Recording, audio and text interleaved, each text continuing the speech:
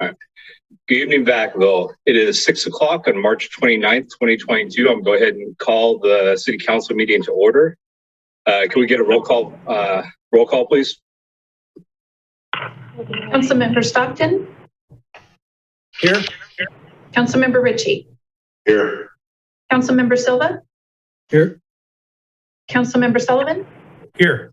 Councilmember Wiley? Here. Vice Mayor Roberts? Here. Mayor Roulette? The mayor is unavailable this evening.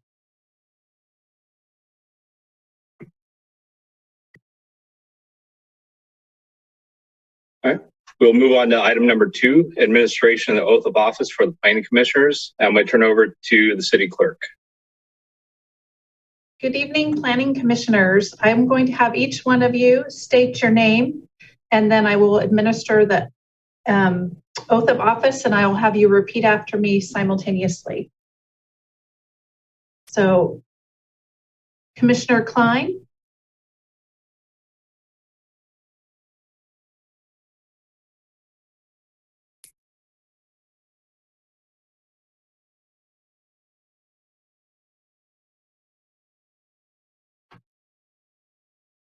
Commissioner Klein.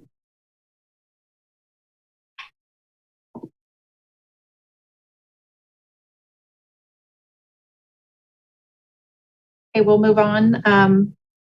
Commissioner Fortney. I'm Michael Fortney. Commissioner Vargas. Manuel Vargas. Commissioner Lightfoot. I, Ralph Lightfoot. Commissioner Labonte. Edward Labonte. Commissioner Rudin. I, Amanda Rudin. Commissioner Wilkerson. I, Commissioner Wilkerson.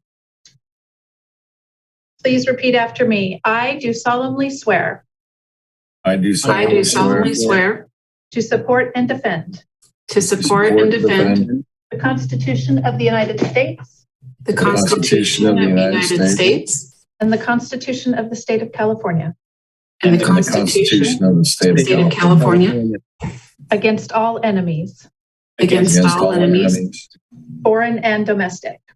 foreign and domestic. And I will bear true faith and allegiance And I will bear true faith and allegiance to the Constitution of the United States to the Constitution of the United States and the Constitution of the State of California. and the Constitution of the State of California. That I take this obligation freely, That I take this obligation freely without any mental reservation without any mental reservation or purpose of evasion. or purpose of evasion. And I will well and faithfully And I will well and faithfully discharge the duties discharge the duties upon which I'm about to enter. upon which I'm about to enter. Congratulations. Thank you. Thank you. Thank you. All right, before we move on to item number 4, I might open it up to the newly appointed commissioners. If they have any, actually, we should probably do the roll call for the commissioners. My apologies. So item number 3, roll call. Commissioner Klein. He's having difficulty logging in. He sent me a message. Okay. When we'll be able to see when he's on, and we'll consider him present at the meeting from that time forward. Commissioner Fortney. Here. Commissioner Vargas. Here. Commissioner Lightfoot. Here. Commissioner Labonte. Here. Commissioner Rudin. Here. Commissioner Wilkerson. Here. All right, now that you guys are sworn in and officially on the meeting, I'd like to open it up to the new commissioners if they'd like to have, or if they have any words to say. I'll start with Commissioner Fortney. Well, I'm glad to be back and look forward to our meeting this evening. Thank you very much for your vote of confidence, City Council. All right, Commissioner Vargas. I too would like to thank the City Council and the citizens of Vacaville. This is a true honor, and I'm ready to get to work and have already started working. So thank you. Commissioner Lightfoot. Thank you very much. Happy to be here. I'm happy to have this joint session. I think this is going to be really important, and really looking forward to this meeting. Commissioner Labonte. Again, I'd like to echo everybody's sentiment. I appreciate the vote of confidence, and I'm looking forward to engaging with you all. All right. Commissioner Rudin. I just want to say thank you again for this opportunity, and I really look forward to this meeting and working with everyone in the future. Okay. And Commissioner Wilkerson. Just want to thank the entire City Council for the vote of confidence. Look forward to this meeting and being able to help the citizens of Vacaville. All right.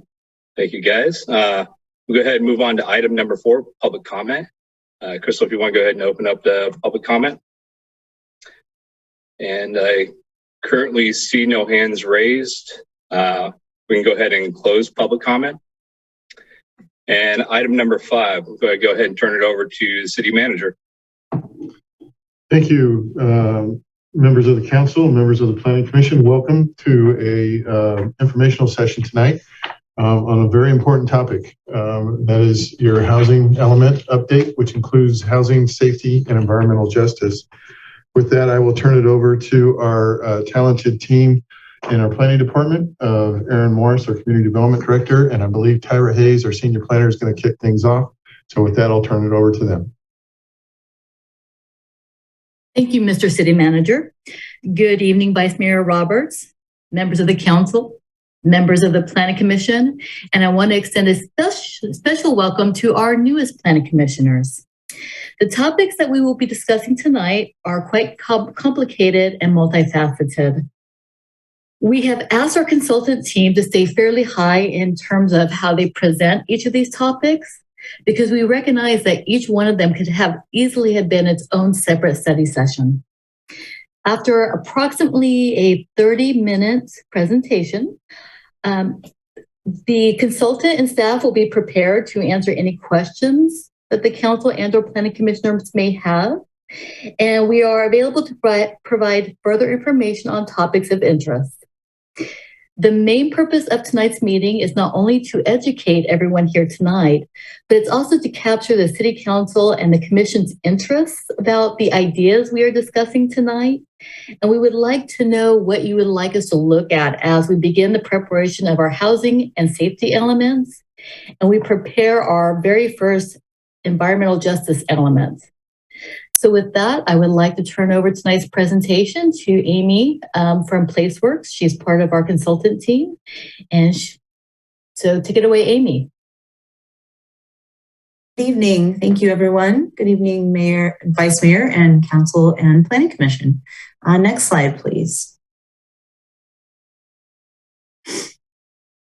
Here's a brief overview of what we're going to cover tonight. We'll give an overview about the housing element update.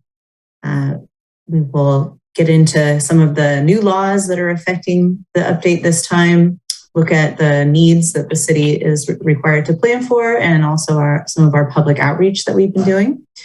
We'll touch on the housing strategy that is already underway, and then present about the safety element, environmental justice element, and close with the project schedule. Next slide, please. And this is the housing element overview section. Next slide, please. So for those who haven't gone through a housing element update in the past, it is a required element of the city's general plan. And it is one of the elements that is reviewed by the state. And it goes through the most rigorous review with the state. And that's the Department of Housing and Community Development that reviews the housing element. We are embarking on what's called the 6th cycle for the housing element update. And the due date to adopt the next housing element is the end of January 2023. And that will include planning for the regional housing needs allocation, which is shortened to RHNA. You'll hear that a lot. And we are going to talk more about the details of the RHNA in a couple slides. Next slide, please.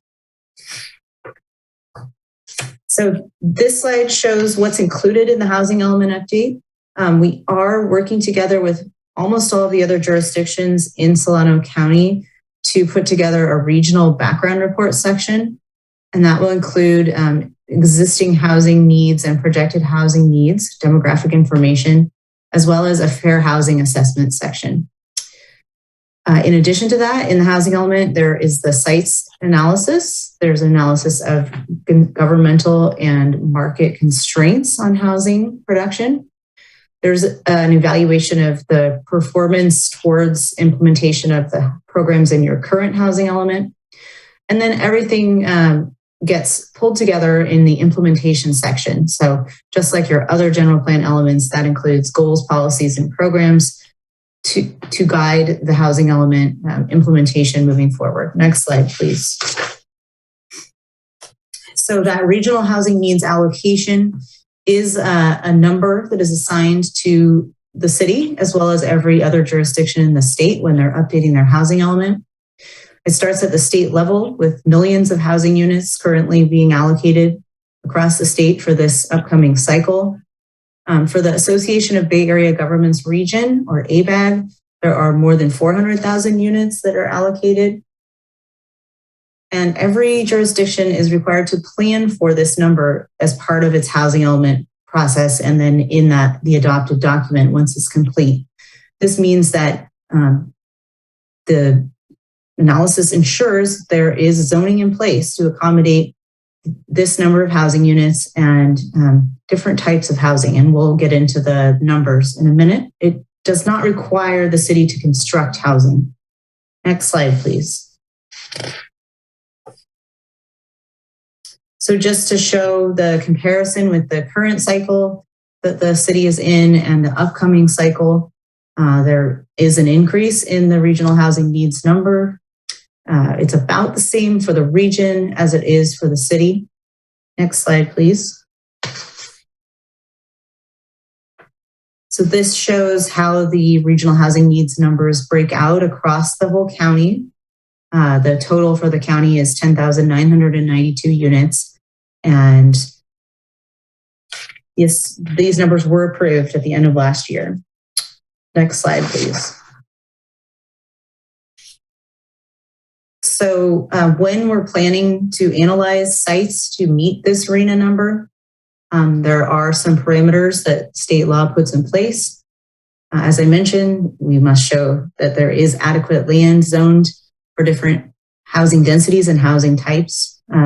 There are certain portions of the RHNA that are for lower income households, and sites that address that part of the RHNA number must allow a certain density. So the zoning on all of those sites must allow 30 dwelling units to the acre or more for 3 of the cities in the region. So Vacaville is one of those cities. And this is a fairly recent change based on the 2020 census. It doesn't mean that 30 dwelling units to the acre is the minimum in a zoning district. It just has to allow up to that density or greater. And this is based on size of jurisdiction and how urban areas are throughout the state. So you can see there are different thresholds for different areas. Next slide, please. So this slide shows how that RHNA number, which is 2,595 units for Vacaville, is broken down into the different income categories. And again, we look for different types of sites and different densities to address the different income groups. And so there are some examples in the far right of what that would look like. So the lower density areas are considered most suitable for market rate or above moderate income housing. And then, as I mentioned, higher density zones and areas are for lower. And yeah, we can go to the next slide. Next slide, please. So just to show a little bit about the process for analyzing sites to address the housing need, we start with what's listed in your current housing element, and we see if there are sites there that are still undeveloped or available for housing. We look at vacant sites, and sometimes we look at underutilized sites, so non-vacant sites that have some potential for additional development. We can also estimate production of accessory dwelling units based on a state formula and look at projects that are in the pipeline for development. Next slide, please.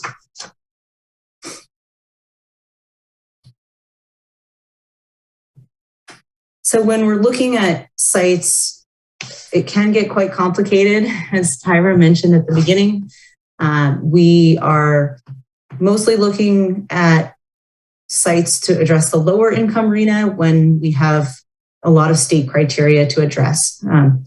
It gets a little more straightforward for some of the other categories, but this slide demonstrates how many different criteria are taken into account when looking for suitable sites. And if it looks really confusing, that's on purpose. This is really to demonstrate that there are a lot of interrelated things going on and different things to consider when making decisions about what site should end up in the housing element. So as I mentioned earlier, vacant sites are often one of the best things to look at. But if we're looking at non-vacant sites, the state does require additional analysis and information to demonstrate that those are good sites for housing. The state also has parameters for those sites to meet the lower income RHNA. That sites between 1/2 acre and 10 acres are best for that category. And happy to take questions about this when we get into the Q&A. I know there's a lot on here. Next slide, please. So I want to touch on some of the newer legislation that is affecting housing law and housing elements. Next slide.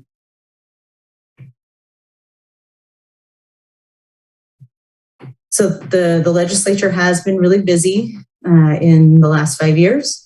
And overall, we've got a list here that touches on a variety of things. There are a couple things on the list that really directly affect what's required to happen as part of the housing element document. That would include Assembly Bill 879 and 1397 that have additional requirements for the sites analysis. And also Assembly Bill 686, which added the requirement for a new section of the housing element, the fair housing assessment. Some of the other laws on here affect different parts of housing. There are multiple laws that broaden how different residential uses are allowed, including shelters, accessory dwelling units, and supportive housing. And that may be something that needs to be implemented as part of the housing element. Other laws like SB 35 and 330 and the Housing Accountability Act updates affect streamlining and project approvals, particularly for projects with affordable housing units. State density bonus law that allows bonuses for certain projects has been broadened.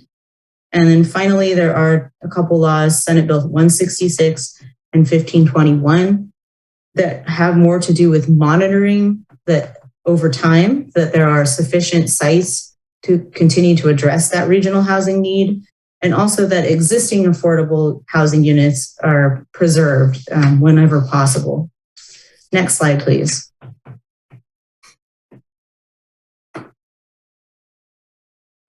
So a little bit more on the new fair housing requirements, as this is the only brand new section of the housing element this round. So a couple important terms. The actual section is called the Assessment of Fair Housing, and it helps to affirmatively further fair housing, which is a goal under that law. And it is a goal as part of the housing element and in general for the city. So they have very similar acronyms, but they're slightly different. So as part of the housing element, we will be looking at assessing fair housing issues in the community. We'll be analyzing areas of opportunity and access to resources, identifying housing sites that foster an inclusive community and provide equitable access to resources. And there are pretty specific guidelines on how to do that. We'll be identifying strategies to address barriers to fair housing and combating discrimination and displacement as part of the strategies as well. And all of this needs to be included in a program or programs in the housing element. Next slide, please. So the goals for the fair housing analysis and section are to promote housing supply, choices, and affordability, to remove barriers that limit households' abilities to move to the neighborhoods of their choosing, to conserve and improve assets in existing neighborhoods, and prevent the displacement of existing residents from their homes and communities. Next slide, please. A big part of this section will be mapping. And so this list are the typical maps that would be included in the section. It does vary a little bit from community to community, but as you can see, it includes a lot of different variables related to characteristics of households,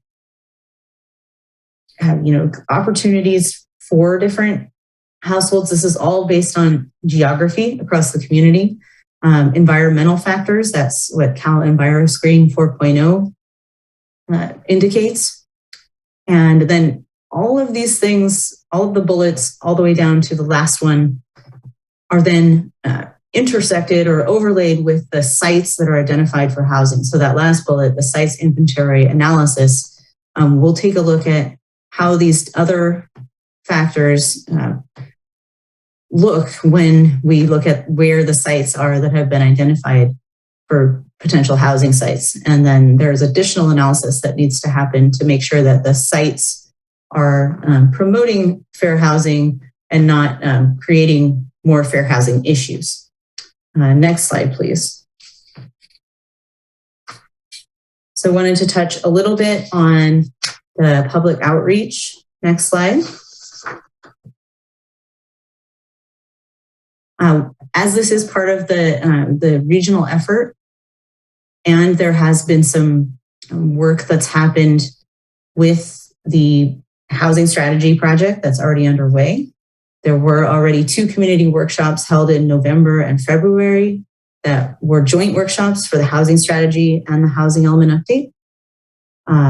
There was also a developer meeting in November to discuss barriers to housing, and an online survey. And there were 133 responses received, and that was concluded in February.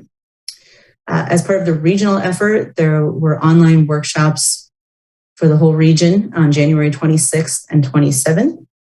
And there are actually 2 more online regional workshops tomorrow that will focus on the housing needs assessment. And they are at 11:30 a.m. and 6 p.m.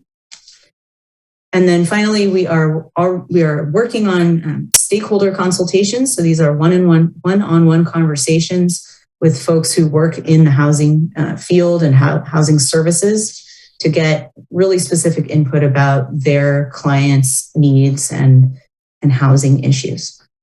Next slide, please. So the housing strategy and analysis, which is the separate effort that the city has been undertaking. Wanted to tell you a little bit about that if this is new for anyone and give an update on where things are at. So next slide, please. So this is a comprehensive strategy to address housing needs. And it has been working to review existing barriers to housing production in the city and to identify strategies to address various housing types, including affordable housing, missing middle housing, and luxury/estate housing. Next slide, please. So as I mentioned, there was a developer feedback meeting. The major themes from that meeting were that building and development fees are a constraint, that allowing flexibility in the zoning code for missing middle housing is important, that there is a need for more density and height capacity, that infrastructure improvement costs can be an impediment, that the city should fund 1 or more staff positions to apply for funding opportunities, and if possible, expedite the permitting process. Next slide, please.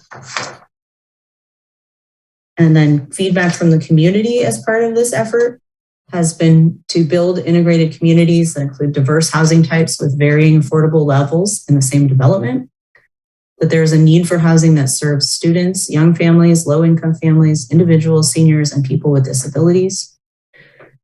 To look to use infill sites, including aging shopping centers, to build new housing. There is a concern that affordable housing is clustered in one primary location of the city. And the polling exercises that have been done showed a need for supportive housing or transitional housing and homeless shelters or other housing for those who are unhoused. And finally, there was support for mixed use projects. And just to give an update, the draft strategy is currently in review by the city and hopefully will be finalized in late spring, early summer. Next slide, please. And now I'm going to turn it over to Eli to talk about the safety element update. Thank you, Amy. Good evening, everyone. Next slide, please. So like the housing element, the safety element is a mandatory part of the general plan and it needs to be updated every 8 years, parallel with the housing element to be consistent with current requirements under state law. The safety element, as the name suggests, is intended to help protect communities against various natural hazards and other public safety concerns. This can include wildfires, floods, earthquakes, and other seismic and geologic hazards, and evacuation issues, among others. Next slide, please. As part of this mandatory update to the safety element, we will be making sure that the updated safety element is responsive to all of the new state laws that have been adopted since the current safety element was prepared. These new state laws require that the safety element include more detailed information about floods and wildfires, including the risks that they pose to the community and specific policies to help protect against these hazards. There must be now an assessment of how climate change affects local hazards and what that means for people and community assets in Vacaville who may be at risk of those hazards. I'll be getting a little more into that in a moment.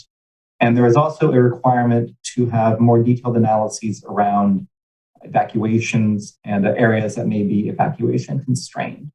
Next slide, please. This is an example of one of those required components. We now have to do some updated mapping around several natural hazards, one of which is flooding, which is one of the primary concerns in Vacaville. And here you just see an example of the draft updated flood risk map that will be in the safety element. Next slide, please. I mentioned that the safety element is now required to assess the threat posed by climate change. According to state databases and all the state guidance, in and around Vacaville, climate change is anticipated to result in increased wildfire activity, which I think we have all seen over the past few years already. There is likely to be more frequent and intense extreme heat events, as well as severe weather events. Precipitation events are expected to become more extreme at either end, so that simultaneously means more drought events, but also an increased risk of flooding. And there are expected to be an increased viability for agricultural and human health pests and diseases, so that not only directly affects public health, but impacts to the agricultural community may also affect the economy and the quality of life in and around Vacaville. Next slide, please. So in response to these threats posed by climate change, we will be preparing, as required by the state, what is called a climate change vulnerability assessment. This is a complex technical analysis that looks at the threats posed by climate change, the effects on natural hazard regimes in and around Vacaville, and then who and what is at risk from these hazards. That includes not only populations, buildings and infrastructure networks, but we will be also looking at economic activities, natural systems and ecosystems, and key community services. The vulnerability assessment will help us identify who and what is most at risk, and that will serve as a foundation for new policies to improve climate resilience in the safety element. Next slide, please. The safety element provides a long-term framework for improving public safety and health issues in Vacaville. It is not the only top plan that addresses safety issues. There is also the countywide hazard mitigation plan, which was recently approved by FEMA and all communities in Solano County are in the process of adopting this. That is a regional focused short-term plan that provides very detailed implementation. It is more specific than what the safety element is doing in many ways. There is the Vacaville Emergency Operations Plan, or EOP, which is focused on Vacaville's own procedures for emergency response and recovery. And then there are various climate plans that look longer term, both locally and regionally, that are intended to help protect against these climate-related hazards. So the safety element will be integrating content from these other plans as appropriate and making sure that we'll make sure that the safety element is consistent with all of these other local and regional efforts. Next slide, please. And with that, I'll turn it over to Joanna Jansen on our team to discuss the environmental justice element. Great. Thank you so much, Eli. Thanks, everybody. My name is Joanna Jansen. I am a principal with PlaceWorks, here to talk to you about environmental justice. We'll start off with the next slide. And I think you'll see some common themes emerging from the earlier topics in the presentation. When we talk about environmental justice, the way that that concept is defined under California state law is the fair treatment of people of all races, cultures, and incomes with respect to environmental laws and regulations. So that means that we make our decisions about environmental laws and planning and related types of decisions fairly, regardless of which communities or which residents are going to be affected or bear the burdens of those projects. Since the passage of SB 1000 in 2017, which was after your current general plan was adopted, general plans in places that do have disproportionate impacts from pollutions are now required to address environmental justice as part of the general plan.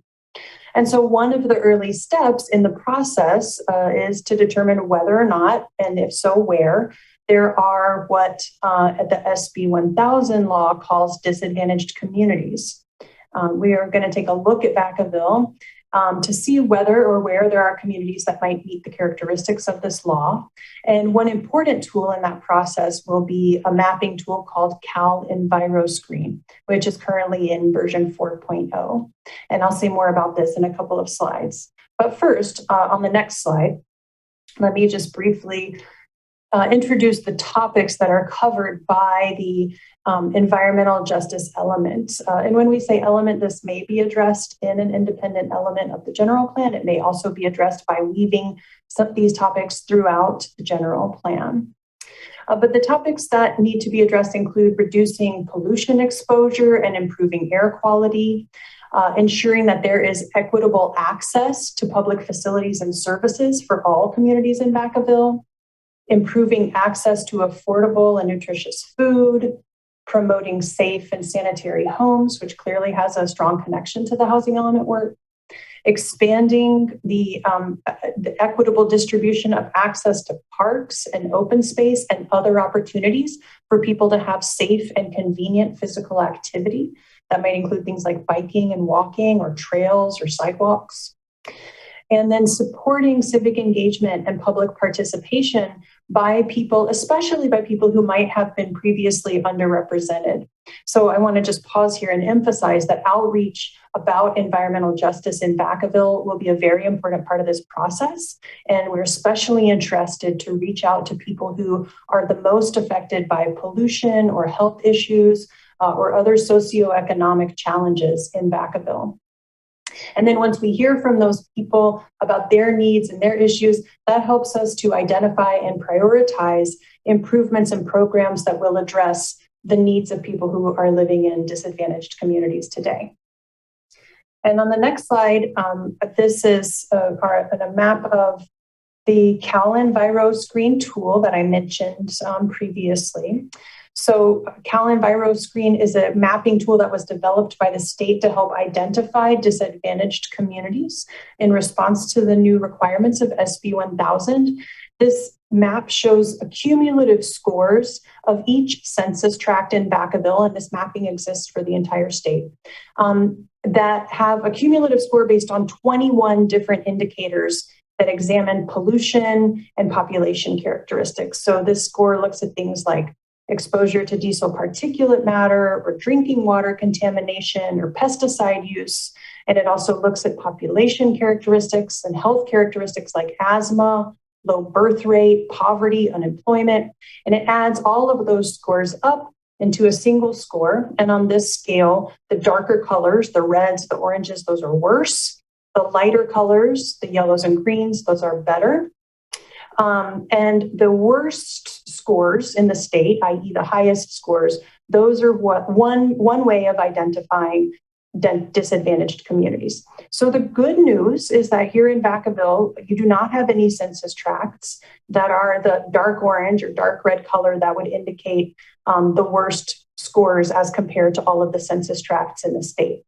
But that doesn't mean that there are not maybe neighborhoods or areas that are at a smaller scale than the census tract that need some attention or that face some of these issues.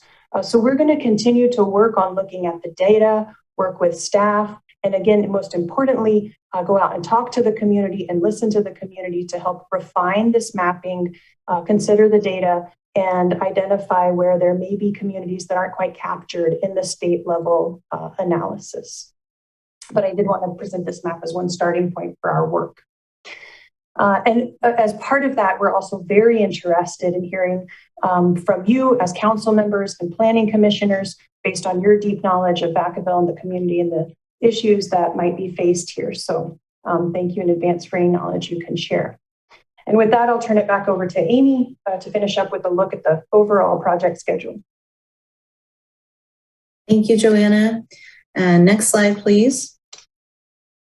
Just wanted to wrap it up by showing what our proposed schedule is. We're here at the top, kicking things off with both of you, your groups, and then we will be continuing to do the analysis. The regional housing needs and fair housing assessment pieces should be released in April, and then we will be getting a draft to the city and then out for public review following that.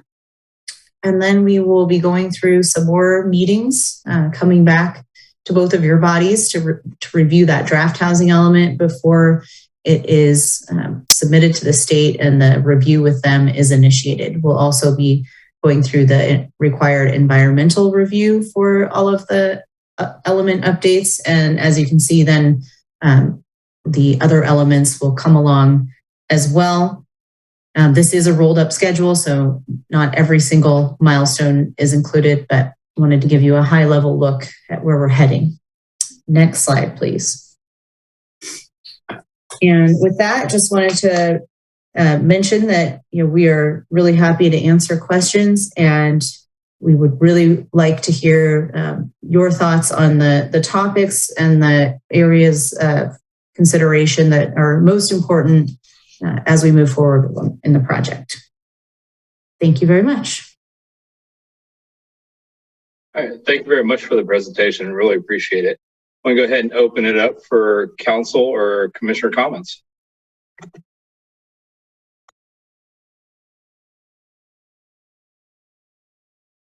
You want us to just like go for it, unload them all? I've got 25 probably. Yeah. Yeah, just raise your hand and then we'll go down the list. So you want to kick it off? Well, I have a lot, so I'll sit back a minute, or do you want me just to dive right into my big long list? Go for it. Okay.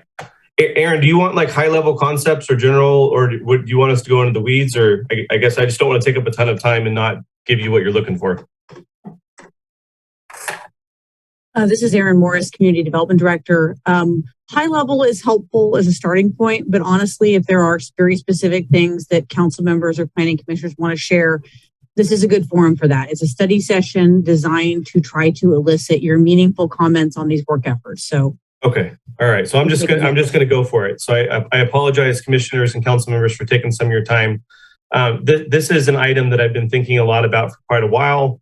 We had a meeting on the general plan update last council session, and I had quite a few comments that staff were kind of saying should be directed to the housing element. So I have some big thoughts, and I think the general plan and the housing element map out a lot of what we want to see in Vacaville, or at least what I want to see and what I'm hearing from some of my peers on council, but we're not seeing a lot of that materialize. And so, I want to make some adjustments and some switches and some swatches. So I'm going to throw out a lot of stuff. It's in varied categories. I'm sorry I didn't organize it by order, but all of this I think kind of falls with where we're looking at. So, environmental justice and environment, Councilmember or Vice Mayor Roberts, myself, we've talked a lot about the concept of zero net energy. And the concept of zero net energy essentially is where the city finances renewable green energy, probably solar, and with a financing structure and a scale that essentially produces more energy than the city would consume as an organization. And what happens then is you collect the revenue back from PG&E to pay for the system, and you can also make profit. And so there's some local governments now, Yolo County being one, that makes about $600,000 a year in net profit. And they also have enough green energy through solar panels to power the entire county agency. So I'd really like to pursue something like that here in Vacaville. We've talked a lot about electrifying buses and a few megawatts here, a few megawatts there. I think we need to think big. And I think that there's an opportunity here before loopholes start being closed in green energy for the city to really go strong. And again, a zero net energy goal with the concept of producing revenue, but also greening the city is a big one for me. Number two, I really don't like the percentage of single family to multifamily housing ratio we have set. Right now, we have a 75% to 25% ratio. That's just not what modern Vacaville or modern California needs. Land is a finite resource, and the more units I believe we can get on a property, the better. I know everyone likes their single family neighborhoods and they want, the front yard and the place for kick the ball around and little Johnny and the dog. But the fact of the matter is that the average Vacaville resident cannot afford a house in Vacaville. And so we need to start looking at multifamily. That can include rentals, that can include condos, that can include townhomes or PUDs. We cannot continue to build tract homes that no Vacaville residents can afford. So I would like to have a serious discussion about adjusting that ratio, maybe 50-50, maybe we sway a little further. I understand Vacaville of the past wanted single family to be the predominant housing structure. That's just not practical in California anymore. And honestly, what's happening is the only people that are buying homes in Vacaville are folks from the Bay Area that cash out and they move here to town. And it's great. We welcome them with open arms. But what we're doing is we're closing our doors to Vacaville families that can't find somewhere to live. And they're moving to Texas or moving to Idaho or moving out of state. So we need to look at that multifamily to single family ratio. Next point. There is and Tyra, you might have to help me here a little bit because my brain's a little drained from last meeting. We had some sort of guiding factor, I believe, with price in the general plan. So it was like an average median price point. I really think something that's also important is to look at an average median square footage point. I think the median average home that we're trying to build was somewhere around 2,600 square feet. Tyra, is that correct? It was closer to 2,500 square feet. 2,500, thank you. And that's sort of like a goal, right? We have that set as kind of a goal or a standard or something. Is that correct? No, the figure that I had mentioned at the last meeting was what was being reported for the United States over the last few years. Got it. Okay, thank you. So one of the things that I'd like to look at, though, is the average square footage, right? So we don't need to build bigger. I think 2,500 square feet, I can fit 3 of my houses in that. We need to build smaller, more compact to some degree. And I know that big has its place and expensive has its place in Vacaville, but we need to build denser and we need to build smaller because that's how you get affordability. That's how you get economies of scale. And so really setting some goals on average square footage or really kind of driving contractors and developers to build smaller PUDs, townhomes, condominiums, things of that sort, I think is very important. Again, a huge focus on the missing middle. We've talked about this at every housing session we've had. So really, how can the average young Vacaville family or the Vacaville senior either get their first home or find a home that they could downgrade to when they're ready to retire? They can't because we don't build that inventory. So really focusing on that missing middle housing. I'm not talking Section 8. I'm not talking low income, although that has its place. We need housing for the average Vacaville resident. The average Vacaville household, not a person, makes $77,000. We need to build housing that those $77,000 households can afford to buy or rent. I guess at the very least, I'd prefer buy. And again, things like Portofino. I don't know if you guys are familiar with Portofino over off Butcher Road. Beautiful projects, got condos, townhomes, PUDs. It's all for sale. It's all single owner occupied. Looking at projects like that to allow either first-time home buyers or maybe second-time home buyers who bought their starter home in an older neighborhood to buy their first home and build some equity and ladder up. And then also offering these folks, especially on North Alamo, North Orchard, these folks that are aging in place. You have older folks, little old ladies and little old men living in these massive 5-bedroom ranch style homes because they can't downgrade. There's nowhere for them to buy a nice little retirement condo here in town. And so what happens then is you sort of, you age the neighborhood. You don't see kids in the park at Orchard Park anymore. You don't see kids kicking a ball around because young families can't move into those homes because people are forced to age in place. So looking for ways to get new families and young home buyers into new housing, but also looking for ways to get senior home buyers into something more affordable that's lower maintenance that frees up that inventory for other folks. I'm sorry, I got a lot here. This is a huge one for me, and this should be a guiding principle for everything we do. We need to have even and equitable distribution of low income and high density housing. We pile all of the low income and all of the high density housing in 3 neighborhoods in Vacaville. It's not fair to those schools. It's not fair to those neighbors. It's not fair to those fire stations or police services. And it's certainly not fair to those families that are crammed in with other families. We need to have low income, high density or high density housing in every district in Vacaville. I want to see it in North Village. I want to see it in Southtown. I want to see it in Lagoon Valley. I want to see it in my district. I want to see it in every district should be pulling their weight. And what happens is we build these new developments, and in the development, there will be a high density project. The developer knows that if they build all the single family housing first, that by the time they get around to building that high density, all of the neighbors are going to freak out and come down to council and come down to planning commissions and will kill the project and pull it out of the plan, and they'll build more single family homes. We need to reinforce multifamily housing in Vacaville because we have to do that for Vacaville residents. And so again, a strong focus on equitably distributing that low income housing and equitably distributing that high density housing. It's got to be spread out through town. It can't just be in 3 neighborhoods in Vacaville like it's been for the last 20 to 40 years. Next item I'd like to explore, I think we should add, is what's called a Quimby process. And I'm probably just touching the tip of the iceberg here, but my general understanding is a Quimby process has the ability to legislate the need for schools and parks and new developments. So as we're building new parks and we're building new schools, there's ratios and formulas and agreements that actually force developers and force the city and force the school district to take some action. The number one complaint we get and our families get, and you guys on commission will probably get, where's my school? Where's my park, right? And so we need to build more parks. We need to build more schools, and we have to do that in partnership with the development community, in partnership with the school district, and also understand that the funding thresholds that schools are getting right now to build schools, they'll never build a school. I don't remember, it's like $6,000 or $7,000. There's just no way to ever collect enough fees to build new schools. We can't continue to overcrowd Markham Elementary. We can't continue to jam up our streets in the mornings and the afternoons because there's no school buses. We need schools in every neighborhood. And I think a Quimby process would be something to look at to get those new residents parks and schools like they deserve, instead of waiting 10 or 20 years like the folks in North Village. They deserve to have schools and parks, and we need to make sure that's part of the plan as we build, in my opinion. I think we've had a really strong focus on development across Vacaville. I think we need to flip that and focus on redevelopment. We have some really old neighborhoods. We have some really old shopping centers.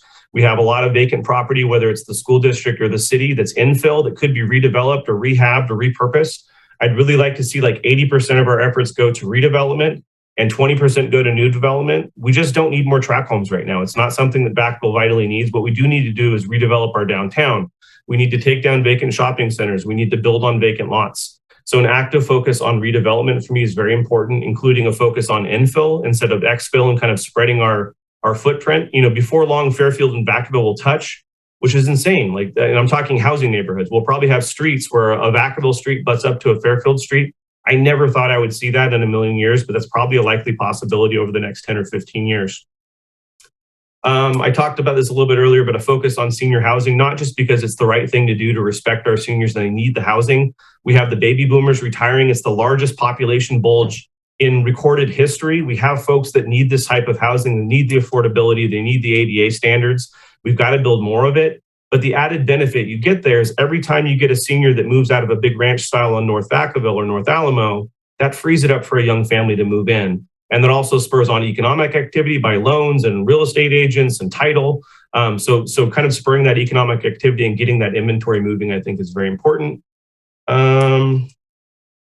We need to take a long look at CFDs. You know, I think a whole CFD study session is very important. I think once you start CFDs to Melrose, it's really hard to stop that. We have some residents paying thousands of dollars more because they live in one particular neighborhood versus another. I know that development has to pay its own way, and I'm a strong supporter of that, but we have really high CFDs, really high Melrose, and we're still not getting new schools. We're still not getting new parks. And the police and fire service is you can't really quantify an increase, right? And so I think we need to look long and hard about that. Or are we really getting what we paid for? And really, by adding more and more homes without adding more schools, we're impacting our kids, we're impacting traffic, we're impacting the lines at Costco, we're impacting the finite resources we have here in town. And I can't really tell you why we're doing that. We're just building to build at this point to some degree. And I think we need to have a more calculated way of building, or maybe we put our foot in the brake a little bit. Maybe we actually slow building down. If it's not what we need, maybe we don't build it right off the bat. Maybe we do a brief pause. And I know I'm not saying moratorium because I know I'll be crucified for that, but I'm saying that maybe if we're not building exactly what Vacaville needs, we need to take a few seconds and a step back. I think that we need to have something in the housing element that requires that we have more comprehensive plans. So what happens is, like, for example, you've got Roberts Ranch, you've got Bandon Meadows, you've got the farm in Alamo Creek, you've got all these smaller developments that get to negotiate their own deals, their own this, their own that. It makes it really hard for city staff to sort of leverage that agreement. I think we need bigger master plans. We shouldn't have these smaller master plans or break these out anymore. It removes our bargaining power, and it removes our ability to really negotiate higher school fees or negotiate developer-built schools or things of that sort. We need to really look at the way that we actually bargain with developers. And instead of having these smaller parcels, we need big, monster, massive developments because it gives the city an economy of scale. I talked about this earlier. When we're having a big development being built, high density has to come first. It just has to, because every single plan that we had in the last 10 or 15 years where there's high density included, all of the single families built first, and then the high densities last, and the high density never happens. And so I know people don't like high density, but when you move into a neighborhood and you buy your new house and there's a big apartment complex across the street, you get it. You understand it, right? You bought this house knowing that apartment complex was there. You bought the house knowing that was already in the neighborhood. When you buy your nice new house and you don't know the field across the street is going to be a high density apartment complex, you have every right to be upset and to freak out once that's being built. But it's the way that we do that. It's a trick, right? We need to build that high density first because A, that's what Vacaville workers and our workforce needs. But B, if we don't do that, we're never going to get the high density that we need. We need a big picture vision that staff and the planning commission could pitch in an elevator. If someone asked you guys right now, what's the general plan say, or what's the housing element say? I would guess, and I would bet that each one of us would probably not have a great answer for that. We'd kind of stumble on that. So I think a comprehensive, cohesive vision that we can all elevator speech together is something that's very important for us to communicate back out to the community. Last but not least is I would be super remiss if I didn't mention homelessness. We don't do a whole lot for homelessness. We do a lot through our police department. I got to give them a lot of credit. But outside of that, we don't do a whole lot for homelessness. So we talked about environmental equity, and we talked about underserved populations. We talked about people needing our help. We don't provide sheltering. We don't provide services. We don't provide employment assistance like other cities do. This is being done in other cities. And so I think we need to take the first step on homelessness and start working towards solving that 100-person issue. It's not a huge issue. It's something that's attainable. We don't do a whole lot as a city about it other than, the police department and some grants here and there. And we have some other stuff, but we really need to focus on homelessness, specifically on eviction prevention, preventing people from being homeless. The more we focus on people not being evicted or put out on the streets, the less homeless we'll have. And then the last piece I wanted to call up really quick. Can you go back to the map where you showed the disadvantaged areas versus the advantaged areas, or whatever the term was?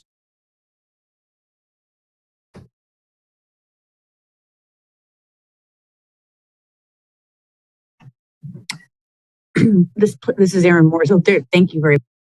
Thank you, Aaron. I appreciate it. So I can't necessarily, I'm like drawing on the screen like you guys can see it, but on that lower left corner there, you see the big chunk where 80's coming through. That's predominantly my district, and like Silva's district, and Roy, some of your district in there too. Some of these neighborhoods are very old. They need a little bit of love. The sidewalks are trash. There's fences falling down. The lighting's bad. The streets need some love. They're higher crime. I mean, in certain parts of town, you'll see homeless people regularly walking the streets. You'll see prostitutes walking the streets. You'll hear gunshots and burnouts. We have sort of forgotten about certain segments of Vacaville. And Ralph, you probably know what I'm talking about because you live down the street from me. But we need to give our older neighborhoods some love and really focus on redeveloping. And again, you go to certain neighborhoods and they've got beautiful landscaping and nice fences. And if you saw a single homeless person there, everybody on Facebook would lose their mind. We have two separate Vacavilles, and we need to solve that. And again, it's 2 or 3 distinct neighborhoods in Vacaville. We all know where they're at. We all know it's an issue, but we refuse to really kind of do anything about it. So I'd like to see a focus on those neighborhoods that really need some love, getting that love first, and really bringing them up through redevelopment efforts and beautification efforts, and really focusing on the communities that frankly need the most help and support in Vacaville. that they deserve it. You know, they're taxpayers here too, and they haven't had a voice, and they deserve a voice. So I am sorry for taking up like 10 minutes of your time. I had a lot. Thank you so much for listening, and I will shut up now. Thank you. All right. Thank you, Nolan. Any other council members, commissioners? So see, council member Silva, go ahead. Yes, thank you, and congratulations to all our new commissioners. Welcome, and really glad to have the opportunity to meet with you all. I'm looking forward to hopefully we can fit some time in for Commissioner Klein to make a comment by the end of the meeting. So just kind of going through my list of just questions for clarification. Sorry, just give me a second here. The way I did it was a little different this time.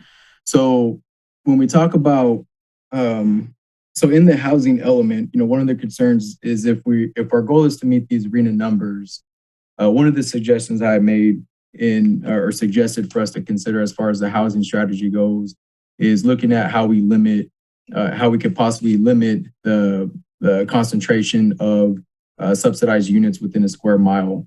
And so can I get some feedback on that particular item? Part of that I can realize is challenging because due to the census tract, this is something that, you know, has come up or brought up a couple of times to find a way to advocate on how that census tract line is drawn to better identify areas that have that fit at least the higher density, lower income population. So I'm really looking forward to hearing that data back. But is there anybody that can maybe comment on that concept of whether or not we can incorporate some type of policy that would possibly limit the amount of subsidized units within a square mile? This is Community Development Director Erin Morris. Councilmember Silva, I hear that as an interest you have. I also heard something similar from Councilmember Sullivan. I think staff would take your direction as rather than limit certain things, more distribute deed restricted affordable housing, distribute higher density housing throughout the community. Using that more affirmative language probably keeps us out of some hot water with the state. But hearing that as an interest from the council, we can absolutely look at how those new sites are better distributed throughout the entire community versus concentrated in certain areas. But if that were the case, then what policy would prevent, you know, say a couple hundred additional subsidized units going into already existing areas? If that were something that we make direction upon. It really would be captured. That interest would be examined closely in our, and PlaceWorks jump in if you can help too. But I think it'd be looked at very closely in our sites inventory, because that's where we ultimately look at vacant sites or underdeveloped sites that might accommodate the new units that we're trying to plan for. And so if we're doing that exercise and we're finding that those sites are all in one area of Vacaville, that would not be consistent with the direction we're hearing from at least some of the council members at this point. And so we'd have to look again to see, are there other sites that could accommodate these units? So it really is that sites inventory exercise where we get into the details on this particular interest. Okay. Hey, Erin, this is Amy. I'll just add that the fair housing analysis, that's the new requirement, also takes a look at distribution of sites and whether fair housing issues are being exacerbated by where the sites are identified. And so that's an added layer that will take place. So one of the comments that was made about ensuring that existing residents weren't displaced from their housing. There's different perceptions out there. One of which is the ability to redevelop or restructure certain contracts in order to as an indirect or direct effort to hold certain residents accountable for maybe typical like poor behavior or whatnot. Is that something that the housing element and new laws are trying to, or is that something that the new laws, I guess, are considering in whatever policies that are coming out? I realize that might be a confusing way of ask my question. This is Erin Morris again. If you're asking whether we can look at how quality housing is maintained for lower income or other income individuals, we are actually tasked with doing a housing conditions assessment, a citywide housing conditions assessment, and then also looking at what policies are necessary in our housing element going forward to assure quality housing for all. So that doesn't get as micro as the things that might implement a goal of having quality housing for all, like having well-managed properties by landlords or property owners. But that level of specificity is how the private folks might actually implement a goal of having higher quality housing for all. So I guess, is there a definition or some parameters or some type of quantitative data that determines that? The quality, that determines the quality housing? Another very good question, Councilor Silva. In PlaceWorks, again, we just talked about this actually as a city PlaceWorks team. So we're going to be doing what we call windshield surveys of housing of certain ages in our community. And we're still trying to whittle down the areas of focus because we're obviously not going to look at brand new housing to assess its condition. We're going to be looking at older housing. But through a windshield survey, you will start to get a percentage of homes within Vacaville that are maybe not in average condition. And that will start to kind of give us that data. It's a little bit high level data, but it will give us some data about housing conditions in the community. We won't be doing like detailed site specific analysis of specific complexes though, because that's outside the scope of the housing element. Okay.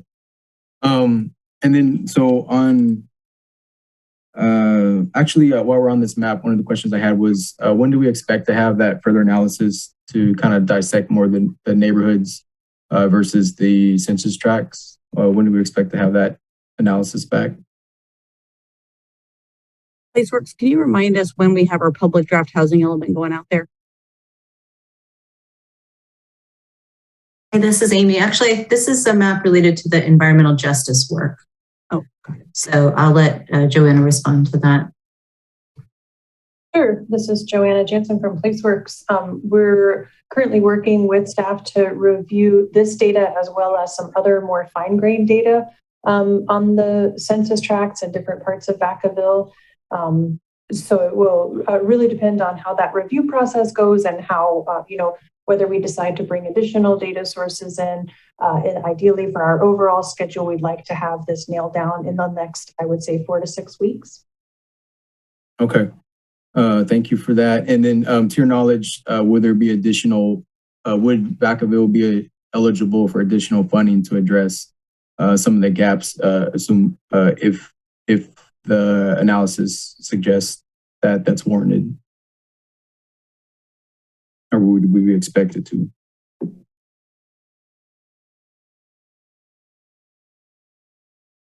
This is Erin Morris again. PlaceWorks, do you have any information on how a city with an adopted environmental justice element might qualify for some of the state funding that's coming forward? You guys have your finger on the pulse of that topic more probably than city staff do. Sure. This is Joanna Jansen from PlaceWorks. There are a number of various state funding sources where either to qualify for the funding source, you must be a disadvantaged community or include disadvantaged communities as identified by the state, or you get extra points, or some portion of the funding source is kind of held aside. So there are a number of, the state is really making a concerted effort to respond to the needs of these communities. If you're asking me a question about Vacaville eligibility, that's something that always would be very important to consider on a case-by-case basis, depending on the particular source or the particular project or activity you're trying to fund. I can tell you at a statewide scale that there are plenty of communities in California that are in that kind of dark red or dark orange that Vacaville does not have. And so I would imagine that there might be some situations where it would be a pretty tough competition for Vacaville if you were to be, competing against communities who have even more serious health and pollution problems than we see here today.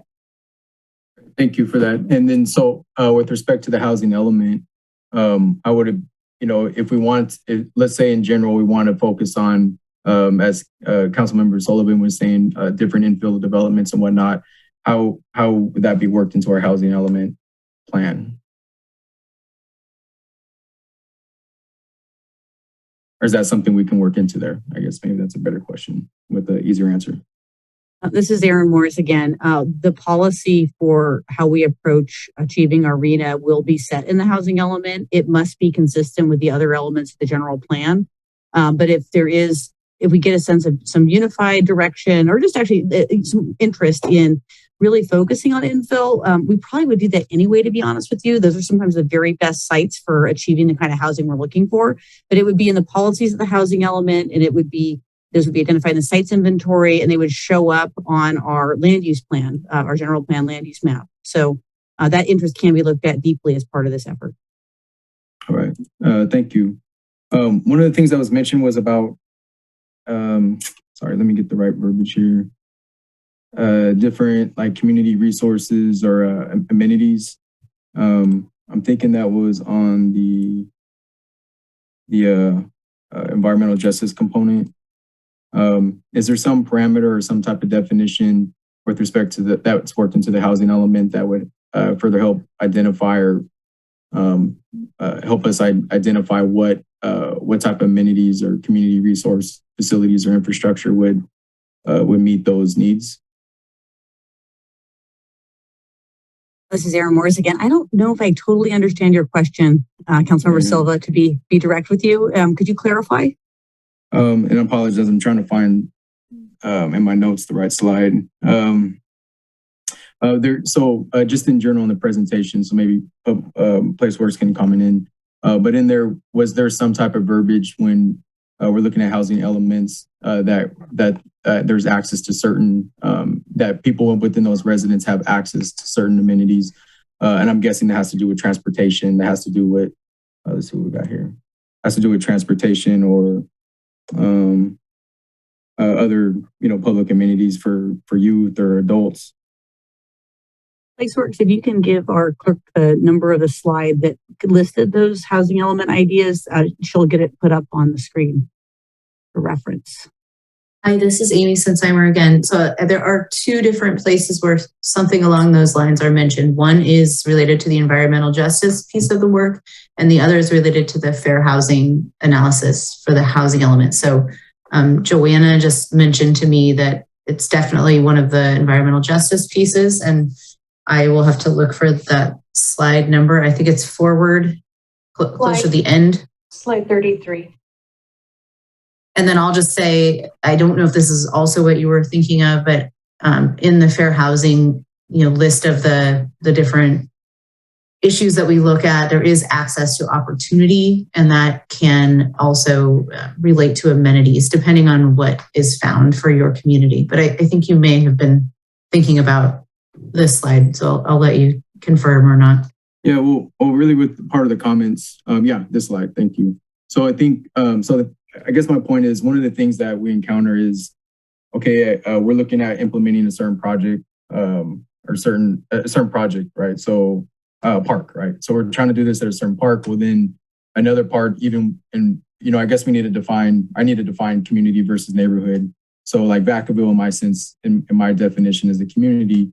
But in this community, we have different neighborhoods, different type of subcultures, and that's reflective in some of the more minute demographics that if we start digging into it. So with that said, even within those neighborhoods, it's like, oh, we need something on our side, we need something on that side. So I guess I don't know if it would be another housing element or something else, but at some point, I think it'd be useful to have some type of defined parameters that would help kind of help all of us, find some type of common ground and saying, in identifying what that is. And maybe it's some arbitrary border within given neighborhoods. Maybe it's, some type of square mileage component. I don't really subscribe to the district concept just because those districts, as we're seeing, those lines will be redrawn. So, but I think there's certain infrastructure that's put in place, the housing that's put in place, some of it deed restricted. I think that in itself kind of dictates the future, X amount of years of what's foreseeable for that given area. So that's just my comment on that. I'm going to get not off the call, but I'm going to end my comments here. But I just, one more quick thing. Councilmember Sullivan mentioned several things. Not sure how the net zero concept works within the housing element, but it's something I'm definitely in support of. A lot of the other concepts just about just the diversity of housing. I think that's been kind of consistent. But I'll let the rest of the council chime in on that. So I'll kind of summarize it on that component. Looking over my notes here, one other thing. So I think hopefully that summarizes a lot of the comments there. And I think a lot of other things we still got to work out as far as pricing goes and fees and all that. And that's what the strategy hopefully will help illuminate. One of the areas that I would like to see also explored is how we support workforce housing, and particularly with respect to our educators and how we keep good educators in our town. I think that directly ties into our workforce.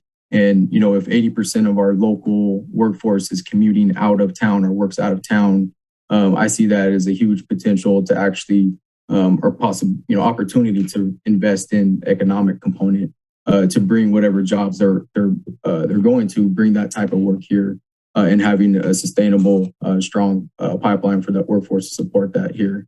One other comment would be, I'm also curious to see how we look. I'm excited and actually interested in looking and seeing the regional need. A lot of times it just feels like we're meeting the housing need for the Bay Area workforce. So it kind of ties into my just recent comment, but I'm curious to see how we as a region can maybe in certain areas, how we as a region support the different public needs.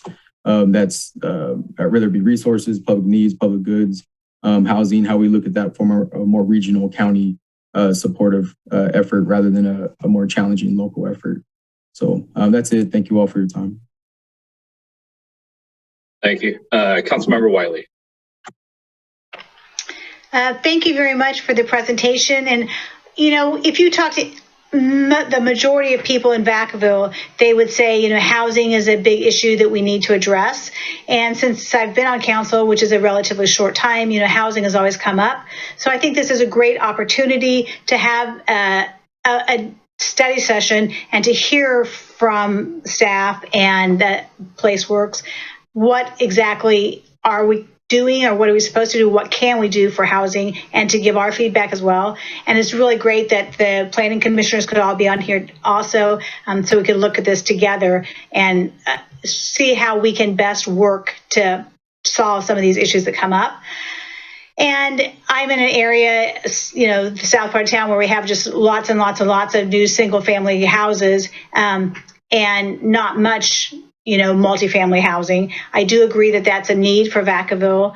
The one thing that I also have really liked is that we're talking about the safety element and also the environmental justice as well, because I think both of those are real important to discuss and to try to get a handle on what can we do for the people of Vacaville so that it's, justice for everyone that's here. I do have one thing I've brought up several times before, and I totally understand that, you can only do one thing at a time sometime, is in San Diego and a couple other big cities, they have a program where people who are, in a big house and older are able to, be vetted through the city, and then they can have, renters through the city that need a place to live. And it's a big program. And I've mentioned it before, and people have said it's an interest, but I understand that's the big thing to do. But just keep that on the back burner of in the future, maybe looking at something like that. I do have one question, since this is a study session. Just, in the paper, when you look at the housing transactions, I always look and see what are houses selling for, what's a high, what's a low, where are they, how are they higher in one place than another sometime. And just this week, two of the lower house price look like affordable housing. They were maybe $220,000 or $300,000. It was a multifamily place, probably in District 4, right off of Peabody. But then when I looked at the information about the houses, it had an HOA fee of like $425 a month. The other one had like $300 a month for HOA fees. So I don't pay HOA fees. I know some people do. Can you just answer who determines HOA fees, and why would someone living in a lower cost multifamily have to pay $400 a month for HOA fees, and who gets that? What do they get? Because a lot of these apartment complexes don't have amenities that people think they're paying for when they get their HOA fees. So that's my question. Thank you. This is Community Development Director Erin Morris. I am definitely not an expert on this topic, but I think there is actually at least one council member that probably is. But what I will offer is that HOAs are required by usually cities or counties or government when a group of property owners are going to have to maintain property in common. So sometimes it's literally like a driveway, a little grassy area, and a mailbox lockup. And then because they own it in common, then HOA is established to maintain that common feature. Sometimes, it's really a community that maintains beautiful private facilities like pools and golf courses and all that, then they have a fee. So in a smaller, more modest setting, it was probably that when that property was developed and subdivided into individual lots, there was a common property that had to be maintained. And over the years, the private homeowners through their HOA, they set their fee for how much it takes to maintain it. And as the property ages, those costs go up, so the HOA dues go up. That's my general answer to that. Is it's if a property is developed by home for individual lots and there isn't commonly owned property, then there is no requirement for the HOA. Okay, thank you very much. You're welcome. Councilmember Ritchie. Well, first and foremost, thank you so much, city staff and PlaceWorks for the presentation.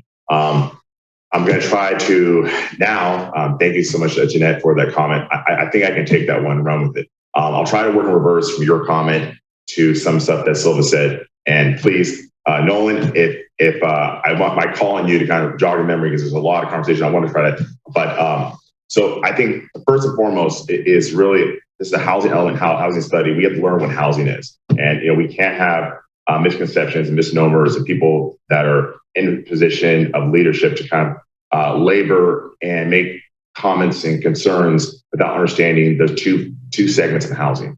There is multifamily, residential, there's ownership and renting, right? So for Jeanette, your question about homeowner association, how you were kind of miscombobulating both of those things. You're looking at one of the condo developments that was sold. So that was a unit that changed hands, that was sold to a private party, and new private party took that property. The homeowner associations are tied to units that are for sale, not for rent. You have common areas in both multifamily developments. We have all over Vacaville. You have common areas in homeowner associations and places you own. You pay for that in a lump fee when you do rent.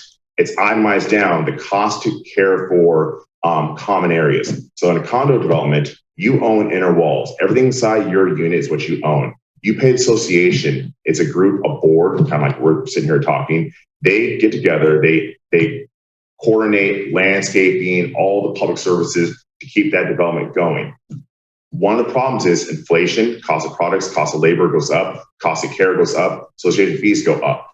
One of the items that people don't realize how it's really tough when you own, not rent, own a unit. Now, if you rent in a condo development that is under ownership by a percentage, you can't really exceed 15% of one development owned by one single party. So let's say it's owned by multiple individuals, and let's say Unit A, Unit 4, Unit C, B, they decide, you know what, times are tough.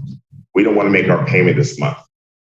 That cost in the reserve account gets hit. So after a while, you have a lot of the individual units and owners can't make their association fees and payments. So therefore, the association goes in a deficit. That's why some condo projects, we've had a few in Vacaville, have been such a deficit, they've fallen off the list where you can't even finance them because their records and their finances are subpar. So what happens is they have to increase the fees for people that are paying because the people that aren't paying are holding them back. So there's a lot of things coming to it: inflation, cost of maintenance, and when you have negligent owners or renters, Now, when you rent a condo, it's not your responsibility to pay the association. It's a responsibility of the owner. But a lot of times they negate that and they're pocketing the money. And what happens is you get knocked on the door and that wonderful person making the rent payments gets evicted because the homeowner was being a dirtbag and they weren't paying their mortgage, paying association. And now that person is homeless by no fault of their own.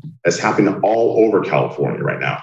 So that's the ownership side. The multifamily, yeah, when you want all these amenities, when you want all these things in the developments, there's a cost for that, cost to maintain. So that is attached to just a gross monthly rent.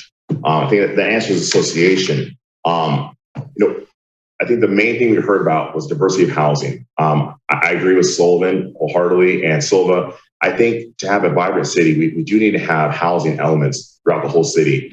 We do know there is developments going on and hopefully it keeps spreading where we have the missing middle housing throughout Vacaville. I do know that right now, very proud we're on District 2 and we are having green trees making strides in a long process, but you will see the ability for aging in place in the community. There will be developments of smaller units. Therefore, they can go from a 1,100 square foot house, 1,500 square foot house in Leisure Town to maybe a 600 square foot place. Therefore, they can stay in the community, age the community, the lower cost of ownership.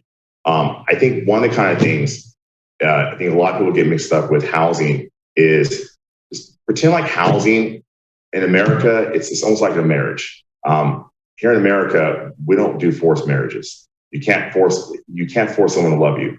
So cities and states and governments can't force developers to get in a relationship. They have to be mutually beneficial. That's the way we got to look at the way we engage private corporations in the city of Vacaville. You can't force them to love you. It has to be mutually beneficial. They have to find a reason to want to engage with the city and find a way to bring a product, a multifamily, a housing project at an affordable rate to adhere to our goals, but also make a profit. The only two things we can control in California. Now, this is a problem that goes on all over. We control the cost of land and the cost of permits and fees. So if the city of Vacaville owns land that's in light infill, we can then control the cost of that land that's sold to the developer, and we control the cost of the fees. We cannot control all the other variables that make housing so expensive. So I think that's the biggest misnomer we have with housing. Why it's so expensive? Because it's expensive. We really need to understand we need to attract developers, and we can really work on two aspects. We work as a council, come together with the help of the Planning Commission to make sure that we bring developers into an amicable relationship to bring product to Vacaville. That's to be at a price point that we want at the size we want, but it's got to make money for them in a sense, or else they can't do it. We can subsidize them by lowering the fees. We can subsidize them by, if it's city-owned property, turn it over at a loss, but it still has to be able to make sense. I think something we should really look at is the cost per square foot to build in Vacaville and throughout Solano County and throughout the state.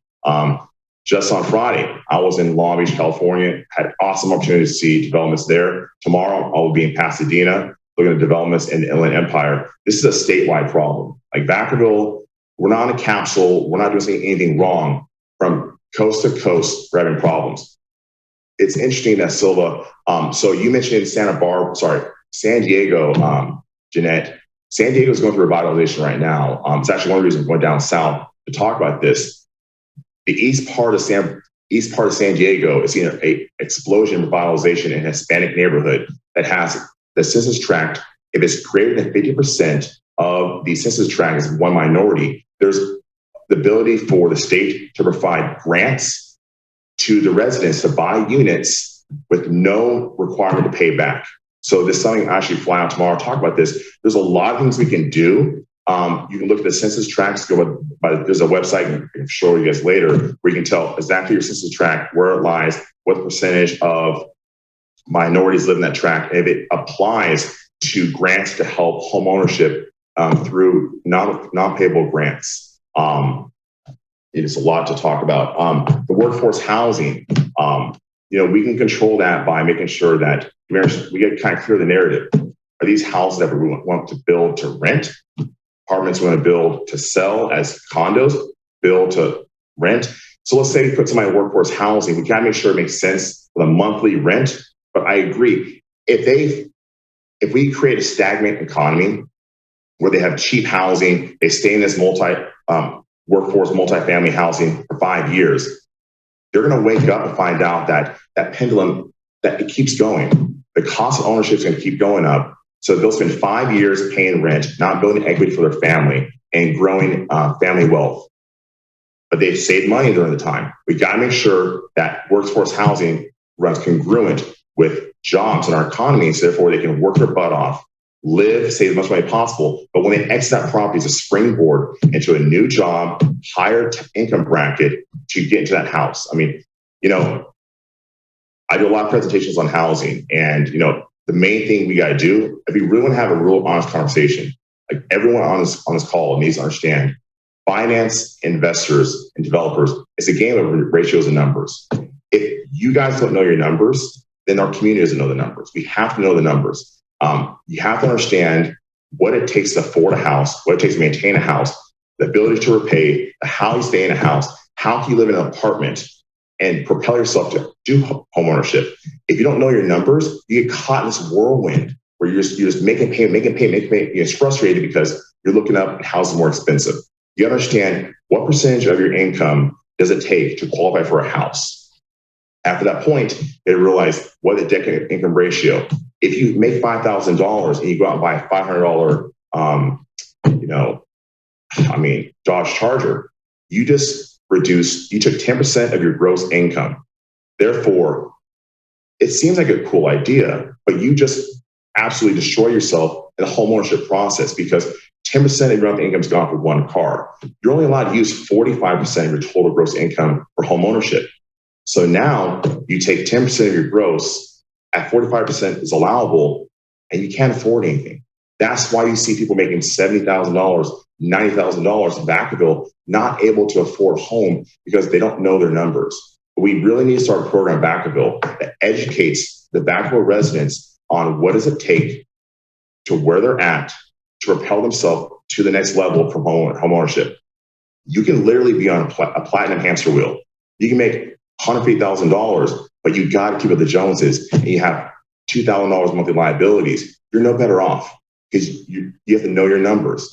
So, I mean, that's really important. I mean, if we build multifamily housing, we solve the problem, we find cheap housing for everybody, but if we don't empower the Vacaville residents to understand what to do next, then we're really creating this kind of the synthetic trap. They have housing for now. 10 years later, they're still living in the same place. I just had a person come today. They've been living in the exact same unit of Vacaville since 2009. The rent's doubled, and they're no better off because as they go, cost of inflation, cost of living, they've increased their expenses, and they're in the same place they are just 19, 18 years later. We have to educate our community to understand how to go to the next level. It's education and finance. It's education to allow yourself to get a better job. But at the same time, you cannot be caught in the trap of material aspects because it will keep you like a debt slave to the inability to go to the next level. I mean, I feel, Noel's passion. I really understand this, but I feel like I know this subject so well. Sometimes I feel like I don't talk about it, and because it's a whole story. But I don't put more problems than I have. But we need to really have an honest conversation about home ownership, the difference of owning and renting. What does it take to get Vacaville up? Please, everyone should really pay attention to the State of the City address that Aaron did with Ron Roulette, the mayor. We need biotech. We need more people like Mike Silva to come and empower people to come to the city and get into a field. We need to get more income. But at the same time, if you get someone a $250,000 job and then increase their liabilities by 4 times, they're no better off. And so we need to make sure before they get that empowerment of new income, they understand their numbers, they know what they need to do. I don't want to rant about everything. I can't talk about the green initiative because that's something that's outside my wheelhouse. But I just wanted to really kind of touch on the 2 aspects we can control when it comes to housing, and Vacaville, the city, the state, and how we can kind of change the housing element. But it comes down to just a guarantee. If we build houses cheap apartments do not create homeownership and wealth creation, we will be in the same place in 20 years. There's cities all over America the same problem. You create like Walnut Creek.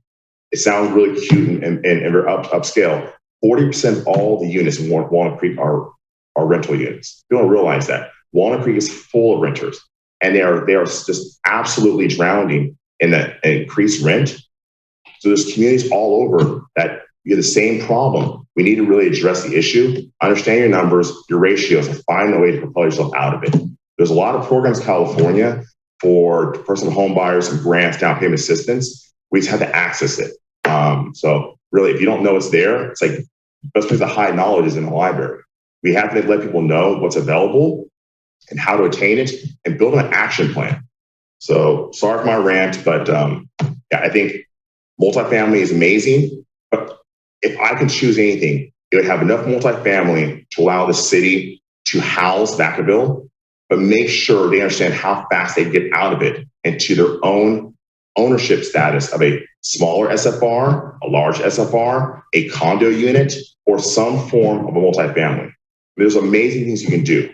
You can actually, in lending, you can have a family that can put minimal down, buy a 2-unit, rent out 1 unit, and pay for their rent.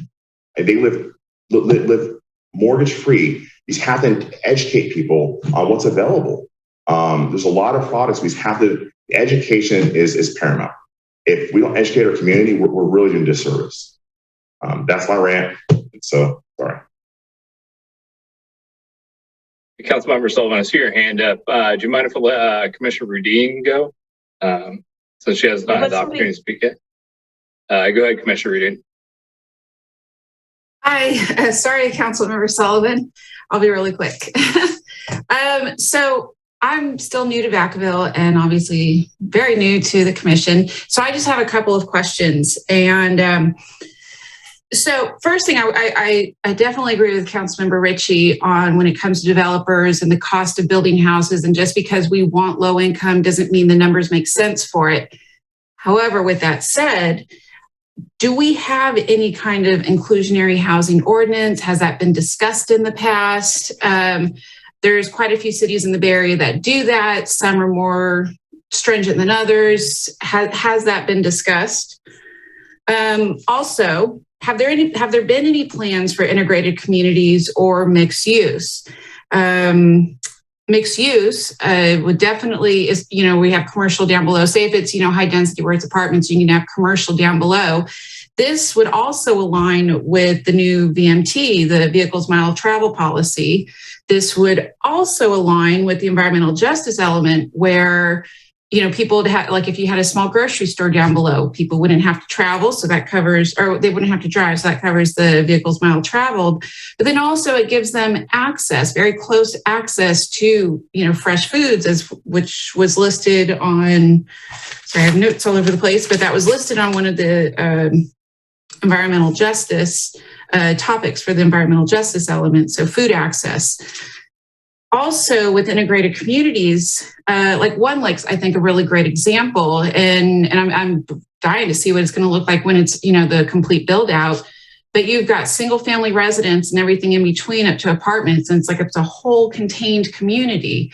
And I was curious because I'm out in District 6. And so I'm in the land of single family residents. And the majority of them are 2-story as well. So then when we're looking at our aging population, we have a lot of 2-story homes that, even my husband says, well, we can't live here in 20 years. I don't want to be going up and down the stairs all the time. So, with that, people can stay in their neighborhoods if, future planned or future strategic plans where it's mixed of you have your 2-story single homes, you have apartments, you have single-story duplexes, triplexes, fourplexes. And then also, last thing, I definitely agree with Councilmember Sullivan regarding the Quimby land dedication as well, because our very first home that my husband and I bought was new construction. And I think we were about halfway through the phase and there was all these promises that this was going to be built and that was going to be built. And stuff that I've experienced before within development agreements where it's certain things, certain number of housing units completed were going to be triggers for other things to be built. Well, those can be changed, and development agreements can be changed and agreed in a consent calendar, which never actually went to the public to discuss or even to really know about unless they actually look at the items in the consent calendar. So I just wanted to say I second Councilmember Sullivan with that. And that's all. Thank you. Councilmember Sullivan. Thank you, Vice Mayor. Commissioner Rudin, excellent comments. I agree with everything you just said.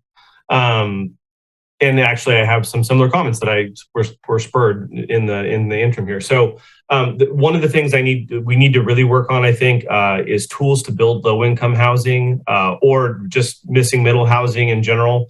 With redevelopment, when it went away, 10 years ago or so, the city lost all of its tools to essentially have some skin in the game and really encourage development in the ways that we want to develop. And so if you look at lots of other cities, they've established things like for every 20 units you build, you have to build 2 low-income units, or they have different permits or fees or taxes or funds or ways to build up a funding stream to really have the city have some resources to really have some leverage with developers. And so if we don't start thinking about something now, we'll be in the same situation we're in now 10, 20, 30 years down the road, which is having no resources to really bargain with except for free land. And free land is not the best resource to always use. So I think we need some foresight today so that in 10 or 20 years from today, when the council's sitting there, and I certainly probably won't be here in 20 years, but when they actually have some resources and some money to actually deal with and come to the table with and encourage developers to build what we want. It is unfair to ask a developer to build everything that we want, and it's unreasonable, and it's a fairy tale.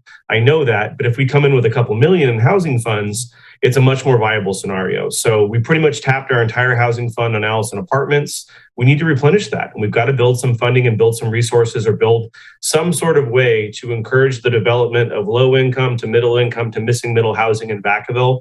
And we have to do that with tools, policies, and procedures today so that we build that pool of funding for 5, 10, 20 years from now. The second piece is that I really would like a strong focus on the preservation of existing low-income units. I know that Emily and her team do this a little bit now, but if we approved a 300-unit low-income housing project 30 years ago, and that goes offline and all those folks are evicted, and then they have to, they flip it and it's an open market condo or an open market apartment, we're in big trouble. It's really hard to house those folks. And so I know Emily and her shop do the work of 20 with, the staff of 10, and I'm not saying exact numbers, but they do an amazing job with very limited staffing now. But we need to have an enhanced focus on the preservation of existing low-income units or the preservation of existing senior units. We just can't afford to lose those. And so we've got to make sure we're netting a positive every year. This is exactly what Mr. Dean was just talking about. We need consumer protections for new home buyers. They get tricked and they get swindled. They get told there's going to be a park, there's going to be a school, there's going to be a swimming pool, it's going to be amazing. You move into your house with little Johnny at 1 year old, and that school's built when little Johnny's 17. And so we have to do a better job educating our new home buyers.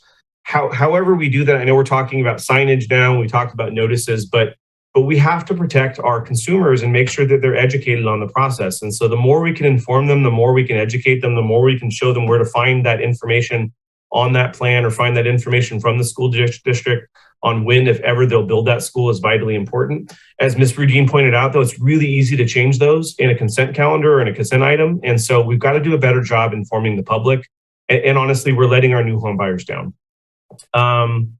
There's a Parks and Recreation heat map that we saw at one of the housing presentations. And the heat map actually shows where there's deficiencies in Parks and Recreation access.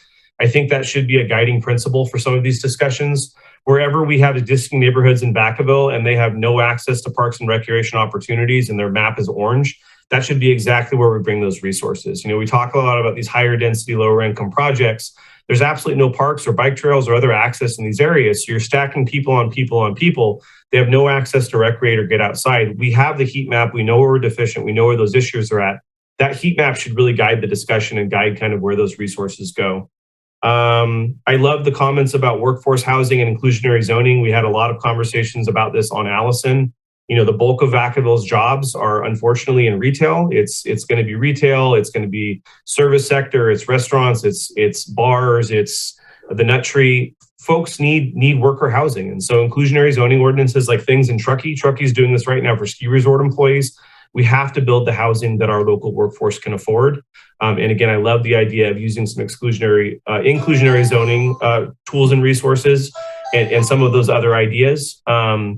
There was a discussion at the last council meeting about pre-qualification agreements for a variety of different factors, but one of the things that came up was local labor. And so also building in local labor requirements to the environmental piece, in the sense that if you have a workforce here in Vacaville, why are we making them travel to San Ramon or San Francisco or across the state to go work on a job? They should be doing the jobs here. And I strongly believe that if you're a taxpayer in Vacaville, if you're a working man or woman in Vacaville and you're paying the taxes, you should, to the best of our ability within the scope of the law, have first crack at those publicly funded jobs. And so what can we do through this plan to make sure that people aren't hopping on the freeway, driving for 3 hours, causing greenhouse gas emissions, spending time away from their families? Those folks building things are building those things in Vacaville, and they're reaping the benefits from those taxes that they're paying. The other piece that I want to add really quickly is we have some really amazing bike trails, but if you actually tried to bike from one part of town to the other part of town, it's really hard to do. And so in my opinion, by bike or by pedestrian access, every Vacaville resident should be able to access every part of town. We have some really amazing trails, but some really dangerous and sketchy transitions or gaps in the system. And so I think, to really make sure people have access to everything and focusing on health and quality of living, we need to enhance and increase our bike trails, but also make sure they're connected to all parts of town. Maybe starting in Andrews Park and we work our way out. In theory, every family should be able to bike all the way down to Andrews Park and bike back home safely and on a bike trail that is well maintained, well lit, and it's available. And then the last piece I really want to add, and I can't stress this one enough, living in my district now, Alamo has turned into a freeway. And so what happens is people get off I-80, they hop on Alamo, they drive all the way down Alamo through my district at speeds of 40 to 60 miles an hour. And they go all the way out to Vanden Meadows, to North Village, to all this housing we're building on the south side of town. So we continue to build more and more and more homes on the far edge of town. And we have Leisure Town, we have Peabody, we have Nut Tree, and we have Alamo. What we're doing is turning these main arteries into freeways. They're unsafe. You can't ride a bike on them. It's unsafe to walk your family on. We need to look at maybe bringing back the California, I don't remember exactly what it was called. It was like the California Causeway or something, or the California, very similar to what we did for Leisure Town, or California Expressway. How do we make a safe way to direct all the traffic coming off 80, heading to South Vacaville, not have to go through existing neighborhoods and thoroughfares, especially where you have people backing out of their garages? We need to look at the impact that all these new homes are having on traffic throughout other parts of town, because it's really degrading the quality of life and the safety elements for existing Vacaville residents. So a couple more thoughts I wanted to add. Thank you. Councilmember Ritchie, do you mind if I let Councilmember Stockton go, since he has not had an opportunity to speak yet? No problem. All right, Councilmember Stockton. Thank you, Vice Mayor. I'm going to refer to some of my notes. One of the struggles I have with this is that we don't build housing, right? We don't. I think Councilmember Ritchie hit the nail on the head, when he's talking about having that relationship and using the tools that we can to try to encourage people to build the housing that we want. But I do think that we are extremely limited on that. I'm curious as to, what liabilities we have if we change the zoning, right? Because we don't build houses, but we zone. And our planning commissioners that are here, they're going to focus on that. So I'm curious as to what liabilities there are if we make some of those changes for people that own those properties, and we, potentially devalue them by changing that housing. That's something that I would like to know. But there was a comment that was made earlier that really kind of hit me hard, that we have two separate Vacavilles. And is mic open? I'm having a hard time hearing echo. And I hate that thought. I believe that we have one Vacaville, but we do have districts. And I think what we're seeing is some complications related to districts, because on one hand, we want to spread everything across the districts with low-income housing and RANA numbers and different things like that. But I really think the focus should be on building what we need where it's needed, right? So in District 1, they're building a ton of homes. We've got a lot of biotech. a lot of manufacturing and distribution places, but we don't have any schools. We don't have any trees. We don't have biking paths. I mean, Vaca Valley and Browns Valley are some of the worst roads, I think, in town. I would go so far as to say, I mean, Jepson Parkway is beautiful, and there's lots of different areas that are really, really well done. But, every district kind of has some different needs. And so, I really think the focus should be on really addressing the needs of each different community or even neighborhood, as Council Member Silva put it. And then let me go down here. I wanted to, I really want to emphasize that I agree with Council Member Sullivan on consumer protection for new home buyers. I hear it over and over and over again, where a developer will come in, they'll promise this, that, and whatever, and then these different development agreements that change. The parks are never built, the schools are never built.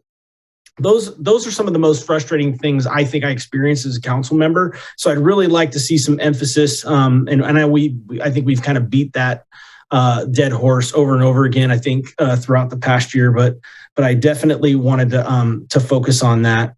And I really hope that we can respect the fact that we are one city, but that we do have communities or districts with different needs. And I would encourage to do more of these joint sessions where we can kind of iron out some of this stuff and really give some clear expectations to our planning commissioners that ultimately are responsible for helping make plans better before they get to council. So I'd like to thank all of our new council members. I want to thank the staff that put the presentation together, and I'd like to thank my colleagues for all of the great comments, because I think getting on the same page, I think somebody else said that before, we kind of want to have a unified answer to some of these crazy questions is key, because, and it certainly is key when we're trying to keep Vacaville one city. So thank you all for that.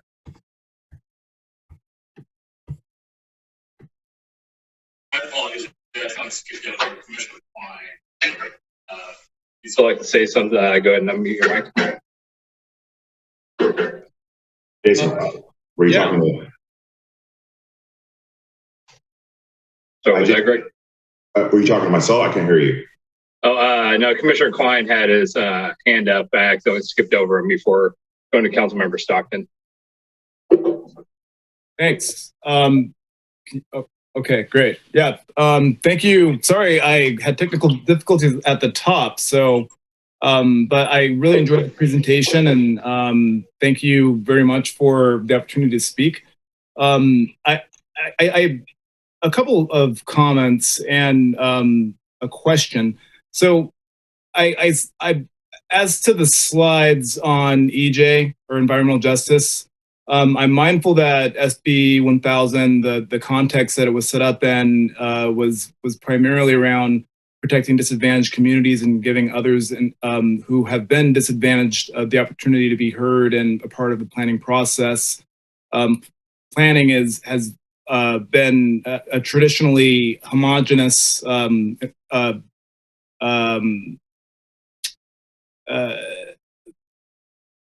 it's been a process where people have been excluded, right? So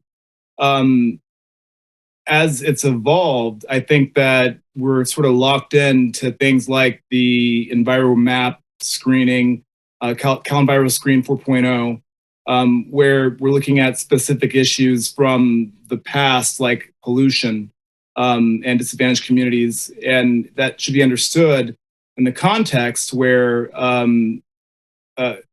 planning was intentionally putting things that polluted into disadvantaged communities where people didn't speak the language and they couldn't read or understand the notices. And it strikes me that Vacaville doesn't quite have that background, but we do have our own unique issues, right? So, one question that I have is whether or not there's an idea that that REJ segment would be a standalone, or would it be integrated into other policies? My preference would be for a standalone EJ approach, which would allow us to look at what our specific goals for our specific community are in the context of what some of our challenges are that we're facing. There's been a lot said about I think Councilman Stockton mentioned trees and equity there. There has been issues with schools that Councilman Sullivan referenced. I'm mindful of Councilman Ritchie's comments about financial literacy. That's somehow that's also an education issue. I think for me, looking at the issues that we've faced in the recent past, that sort of brings all that together would be Vacaville's unique sort of merit hearing process. And that's where you'll have a specific entitlement. You'll buy in a community thinking that there's going to be a beautiful school and that there's going to be a beautiful community that's planned around the representations that were made by the developer when you bought. And then under the merit hearing process, that can all change. And it strikes me that if you're in a disadvantaged community, or if you're from a household that doesn't speak the language where that the majority speaks, then you might never have any idea about what's happening in your community under this merit hearing process. So I'm wondering if there's any way that Vacaville can look at what EJ means in the broader context and what some of the policies that we have in place, how they're undermining our goals for public participation, reaching out to disadvantaged communities, bringing them into the decision-making process. I think that we have policies that undermine those goals. So I'd like to get some clarity on whether or not there is a favored approach from the staff, because I don't think I don't know if that was in the slides, I missed it. The other issue that I would bring up is the housing element. I know for the Planning Commission, we did constitute a housing element working group or subcommittee, and that group met once. I thought it was a terrific way to get deeper into some of these issues. I've heard Councilman Stockton's comments about how terrific it would be if the commission and the council were to have additional study sessions or other ways that we can collaborate around some of these important issues. I would suggest that around the housing element, that might be one of the areas where the commission and the council could work together. But I'm not sure what if that's something that has happened in the past, or if that would take special action. And the final question I'll have is what's the timeline for adopting the EJ element and the other two components? Vice Mayor Roberts, if staff may respond to some of the questions from Commissioner Klein, I'd appreciate it. This is Erin Morris, Community Development Director. Commissioner Klein, your first question about, or actually your statement that you think a standalone environmental justice element would be preferred. We are currently looking at that, and at least from my current perspective, and we have experts in this field, thankfully working for us from PlaceWorks, we're going to try to figure out the problems we're trying to solve and then figure out the best approach. The arguments in favor of integrating environmental justice policies throughout the general plan is that then they are woven seamlessly into everything that we do. The argument for a standalone element is it puts everything in one place and you can find it all very easily. So we can do it either way. And I think we will take your feedback and consider it once we get further into the environmental justice element. And we'll be able to report back on which approach we're moving forward with and what the merits are of that approach. Your second comment about the merit hearing process is it is related to environmental justice in the sense of how the city connects with the public when changes to projects are contemplated. So I'm going to take that as a comment for now and kind of keep that on our list.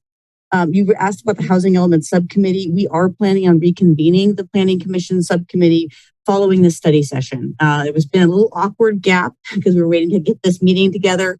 but we will be resuming that effort. And then there is a slide, and if PlaceWorks could help us out with what number it is that shows the schedule for this project, and it shows when the environmental justice element, there we are. Oh, yes, there's our schedule. So per this schedule, the environmental justice element is adopted in March of 23. But if we work backwards from there, there's a time period. I want to say it's in, is it on here? PlaceWorks, can you please help us out on the environmental justice, when the next public opportunities are going to be? Sure, happy to. This is Joanna Jansen with PlaceWorks. So we anticipate that probably the next public-facing thing that happens with our work will be some public outreach to community members and local organizations, advocacy organizations, and other stakeholders happening probably in like around May or so, May to June, in that time frame.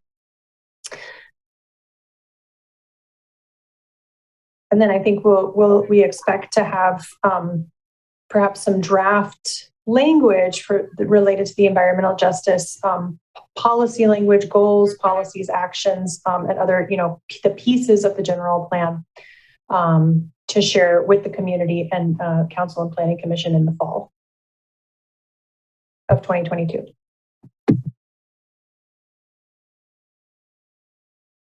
And Aaron, will there be another joint meeting at the time when the council and commission hears the reviews the draft, or? Thank you, Commissioner Klein. That's a great question. We will figure that out. There are advantages to having separate meetings so that there are 2 full public hearings and 2 opportunities for the public to appear before each body. And there's advantage to rolling them up in one meeting. So we will be getting back to you all about the approach. And the last question I'll have, thank you, is there any thought to maybe a segment of both bodies working together in like a study group type of an approach? I'm going to, for now, thank you for that, Commissioner Klein. For now, staff's going to note that as an interest and see what we can do with that interest. And I'll be working with the city manager to further explore that. Thank you. All right, thank you for your patience. Councilmember Ritchie. All right, thank you. So I'm just going to actually, is a response to Noel Sullivan's and Roy Stockton's mention for the council member, for the new commissioners and commissioners in general, and any public that's listening. That is something that we've talked quite a bit about consumer protection and how can we protect consumers that are going into new home developments. There is a way to do that. And so I think, Amanda, you touched on it. There's a way to do it. And I think it's like the third time I've kind of addressed this with the city. You have triggers. But the problem is we have to hold ourselves accountable. As city leaders in the past, we've gone to a gunfight with a knife. We've allowed developers to really just tear us apart. We got to step up. We got to own our last mistakes. We can't change the agreements that we've done in the past, but we sure as heck can implement those in the future. We got to learn from our mistakes. So let's say you have 2,000 homes. At the quarter percentile, 500 homes. At the 501st home, it's our job to not allow the developer to come back and we just broad stroke past that as an agenda item and allow them to kick the can down the road, move the goalpost, whatever analogy you want to use. That's on us. We have to hold them accountable. You can do that through certain things. Now, let's say the new developer, not an existing developer, a new developer comes to town, hey, I want to build 2,000 units in our city. Great. Well, we're going to establish certain actions and triggers. At the 501st home, at the 25 percentile mark, you will start building this park or school or contributing to the school fund or build a pool. The way you do that is you find out the total cost in the development plan they bring to us. It's all listed there in itemized. You take that cost, you hold a sub account in escrow. Then you take 10% of the estimated fees so you can account for the cost of inflation, the cost of products, any excuse the developers will come up with. You make sure you put 10% of the total cost of that project in an account. So at the 501st home, that's triggered.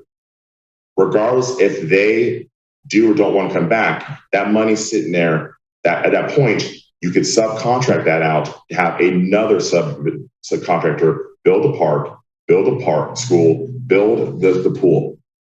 This is done. So either they're going to do it or they're going to have that money be held in an escrow account with a 10% variance in the event they say, oh, inflation's gone up, the cost of products gone up, cost of labor's gone up. Yeah, we know that. So we account for 10% increase. Then either you build it or we're going to hire XYZ. I prefer local builders, local labor to build a park for them.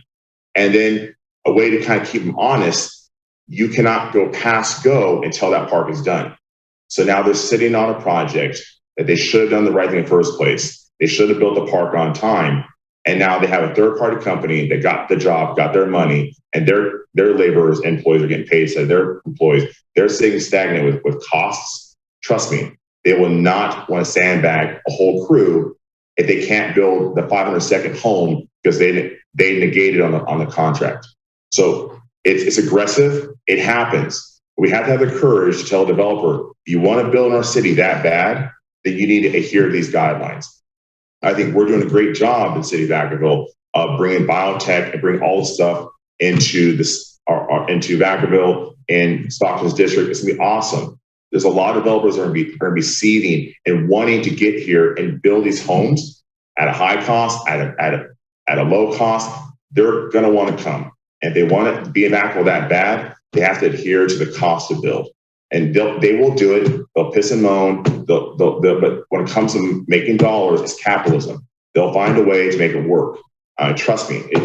Don't let them pretend that they don't have it. They got the money. We have to have the courage as a council to not allow these items to get consented, and we have to hold them to it. They have the money. It's just we have to force them to do the right job at the speed that we need them to.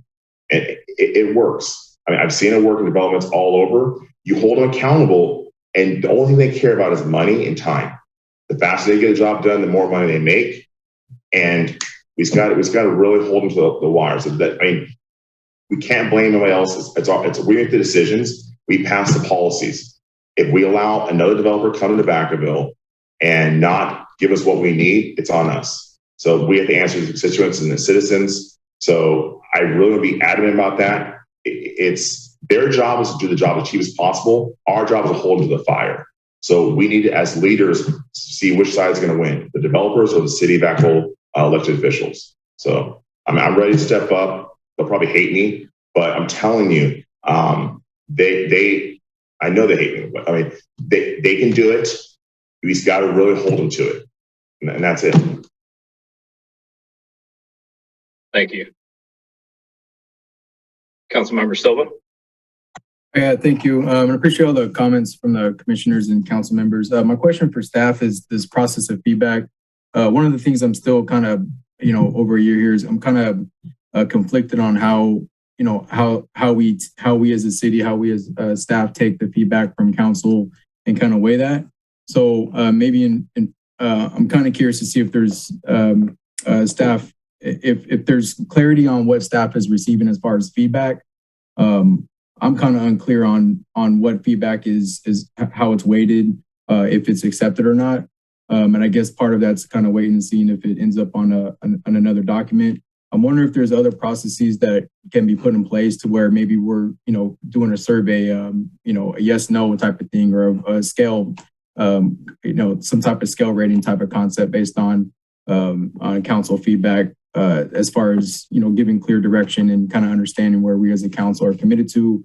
And then that also is kind of be used as a tool once we finalize these documents to help the commissioners kind of set them up on clarity on their role and what's kind of expected to them.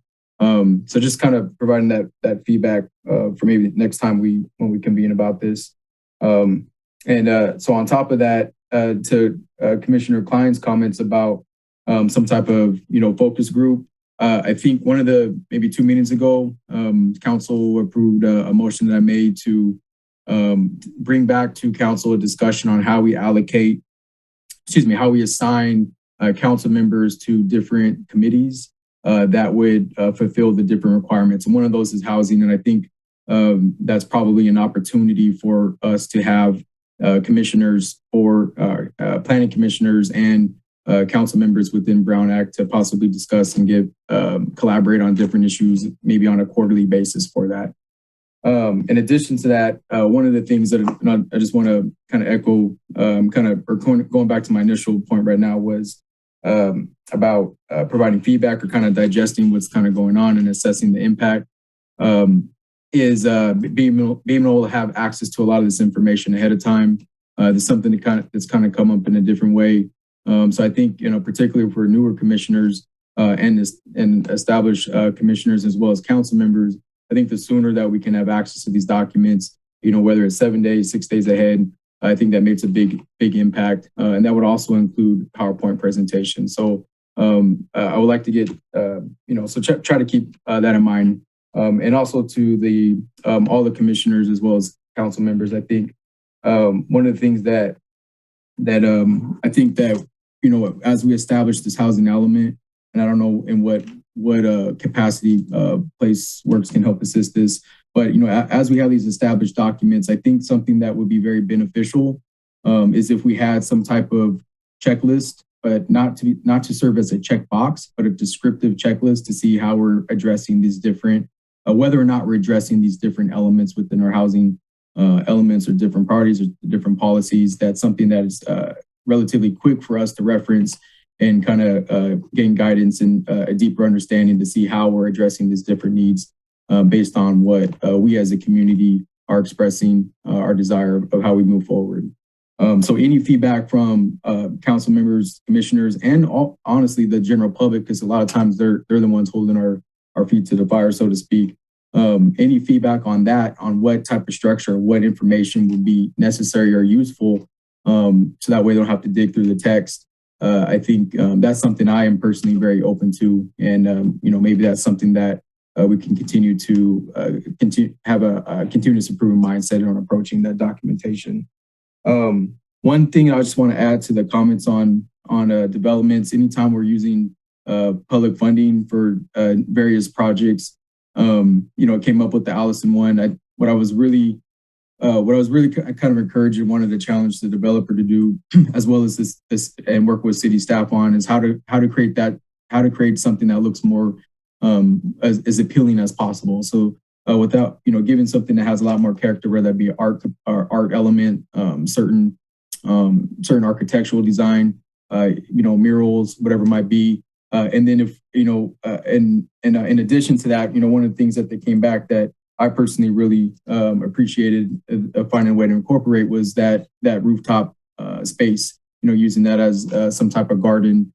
So I think if we're going to be doing this high density, I think it's really important we learn from other areas, whether it be not just within the city, but we also learn from larger metropolitan areas. And apparently I learned today that Vacaville is now a metropolitan area, so we can't say the suburbs. That one of the biggest travesties in LA, as beautiful as the culture was there, if I needed to find a park or something to take my kids to that didn't cost money, it was, if I'm looking on a map, it was typically a golf course, right? So something that was private property. And so I think when we're developing and we're doing these infill projects, I think it's kind of going back to when we talk about amenity, or when I was referencing amenities or certain type of community goods. That those are things that can be within walking distance, that something that that all ages can benefit from, that's has a general focus of building community. So that's gonna be my final comments for tonight, unless staff have any more questions for further direction. Thank you. Councilmember Sullivan. I've got a really quick comment too. I kind of wanted to add on to some of what Commissioner Klein was talking about earlier today. Councilmember Silva touched on it a little bit as well. So this is almost my 4th year on council, and I spent, 3 or 4 years on the Parks and Recreation Commission as well. This is the first time I've ever had a joint meeting with commission and council, and I think it's great. I've had some informal meetings with various commissioners, throughout the years, but really we don't have a great way to connect and share vision and kind of brainstorm. So I really enjoy this session, and I'm really hoping that we can have more of these with both this commission and the Parks and Recreation Commission. I think it helps us kind of get to know each other a little bit and also kind of have a dialogue. You know, we bring very different perspectives to things. And I think when we collectively bring things together, it makes a much better end product for Vacaville. I think, you know, some of the comments you heard tonight, there were different views, but I think at the end of the day, if you take both those views into account, we'll come up with a better product for Vacaville residents. And so just really appreciate staff efforts at making this happen. I think it's great. I know it's a lot of extra work, but anything that you guys can continue to do to help matriculate council and commission relationships and communication, I think is super important. You know, we've had some commissioners on commissions for a really long time, and I assume maybe they've never spoken with a council member, or maybe it's only on a personal setting. And so the ways that we kind of formalize that structure through the city is very important. So huge thank you to staff.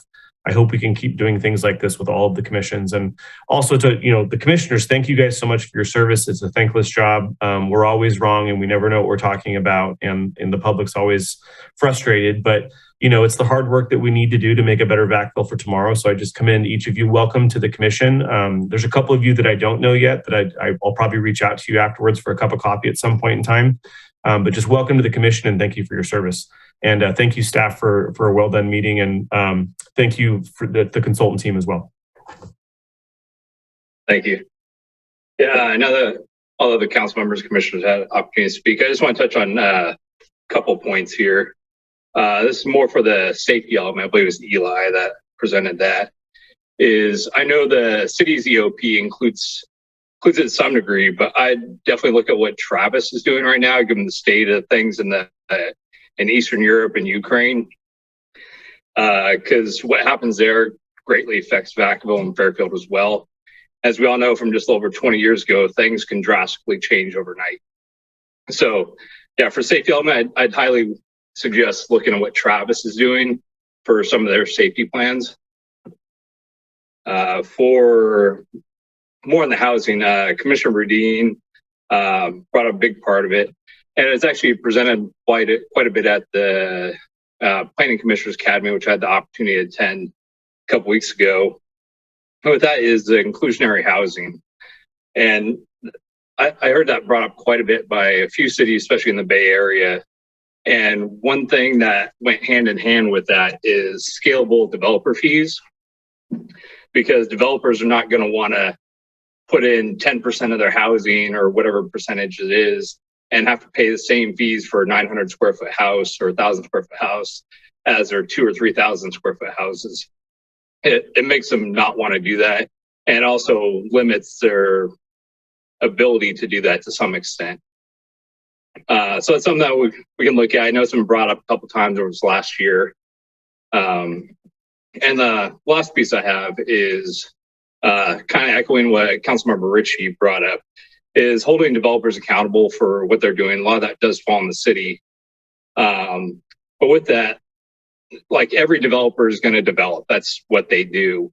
And the biggest thing is we have to make sure they give us what we need or want as a city, and not just what provides them the highest profit margin. And with that, that's all the comments I had. And with that, pending any questions or comments from the staff, I believe that's the end of item number 5. And then question for the city manager. I know it was an earlier item and Commissioner Klein had some technical difficulties. Would it be possible to swear him in at the end of this meeting, or should we push that to their next meeting? Councilmember Sullivan, sorry. Quick question, Vice Mayor. Do we have public comments tonight at all? There is one person attending. The public comment was a previous item to. Okay, great. Okay, this one.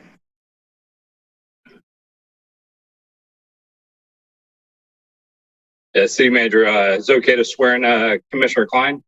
Yeah, I just checked with our city clerk, and I think we can accommodate that real quickly. Okay. City Clerk? Commissioner Klein, please repeat after me. I state your name. I, Brandon Klein, Do solemnly swear do solemnly swear to support and defend to support and defend the Constitution of the United States the Constitution of the United States and the Constitution of the State of California and the Constitution of the State of California against all enemies, against all enemies, foreign and domestic. foreign and domestic. And I will bear true faith and allegiance And I will bear true faith and allegiance to the Constitution of the United States, the Constitution of the United States, and the Constitution of the State of California. and the Constitution of the State of California. That I take this obligation freely, That I take this obligation freely, without any mental reservation without any mental reservation or purpose of evasion. or purpose of evasion. And that I will well and faithfully And that I will and faithfully discharge the duties discharge the duties upon which I'm about to enter. upon which I am about to enter. Congratulations. Thank you. Do you have any comments or any words of wisdom? I don't know if I have words of wisdom, but I do have thank you to the council. Thank you, Councilman Stockton, and appreciate you, Vice Mayor, for giving me that accommodation. You're welcome. Thank you. City Manager, is there anything pending from the staff? Oh, that's it. I would just, on behalf of staff, would like to thank each and all of you for your participation tonight. It was very useful and helpful. You've given us a lot to think about and to prepare responses to. And so our team of consultants and staff will begin work on that right away. And we'll be back in touch with you just as soon as opportunity presents itself and in accordance with the schedule that was shared with you tonight. So with that, thank you very much for your help. And we will be looking forward to our next interaction together. Okay. All right. Thank you, everybody. With that, we'll go ahead and adjourn this joint meeting. Good night. All right, bye. Good night. Thank you. Good night. Hey.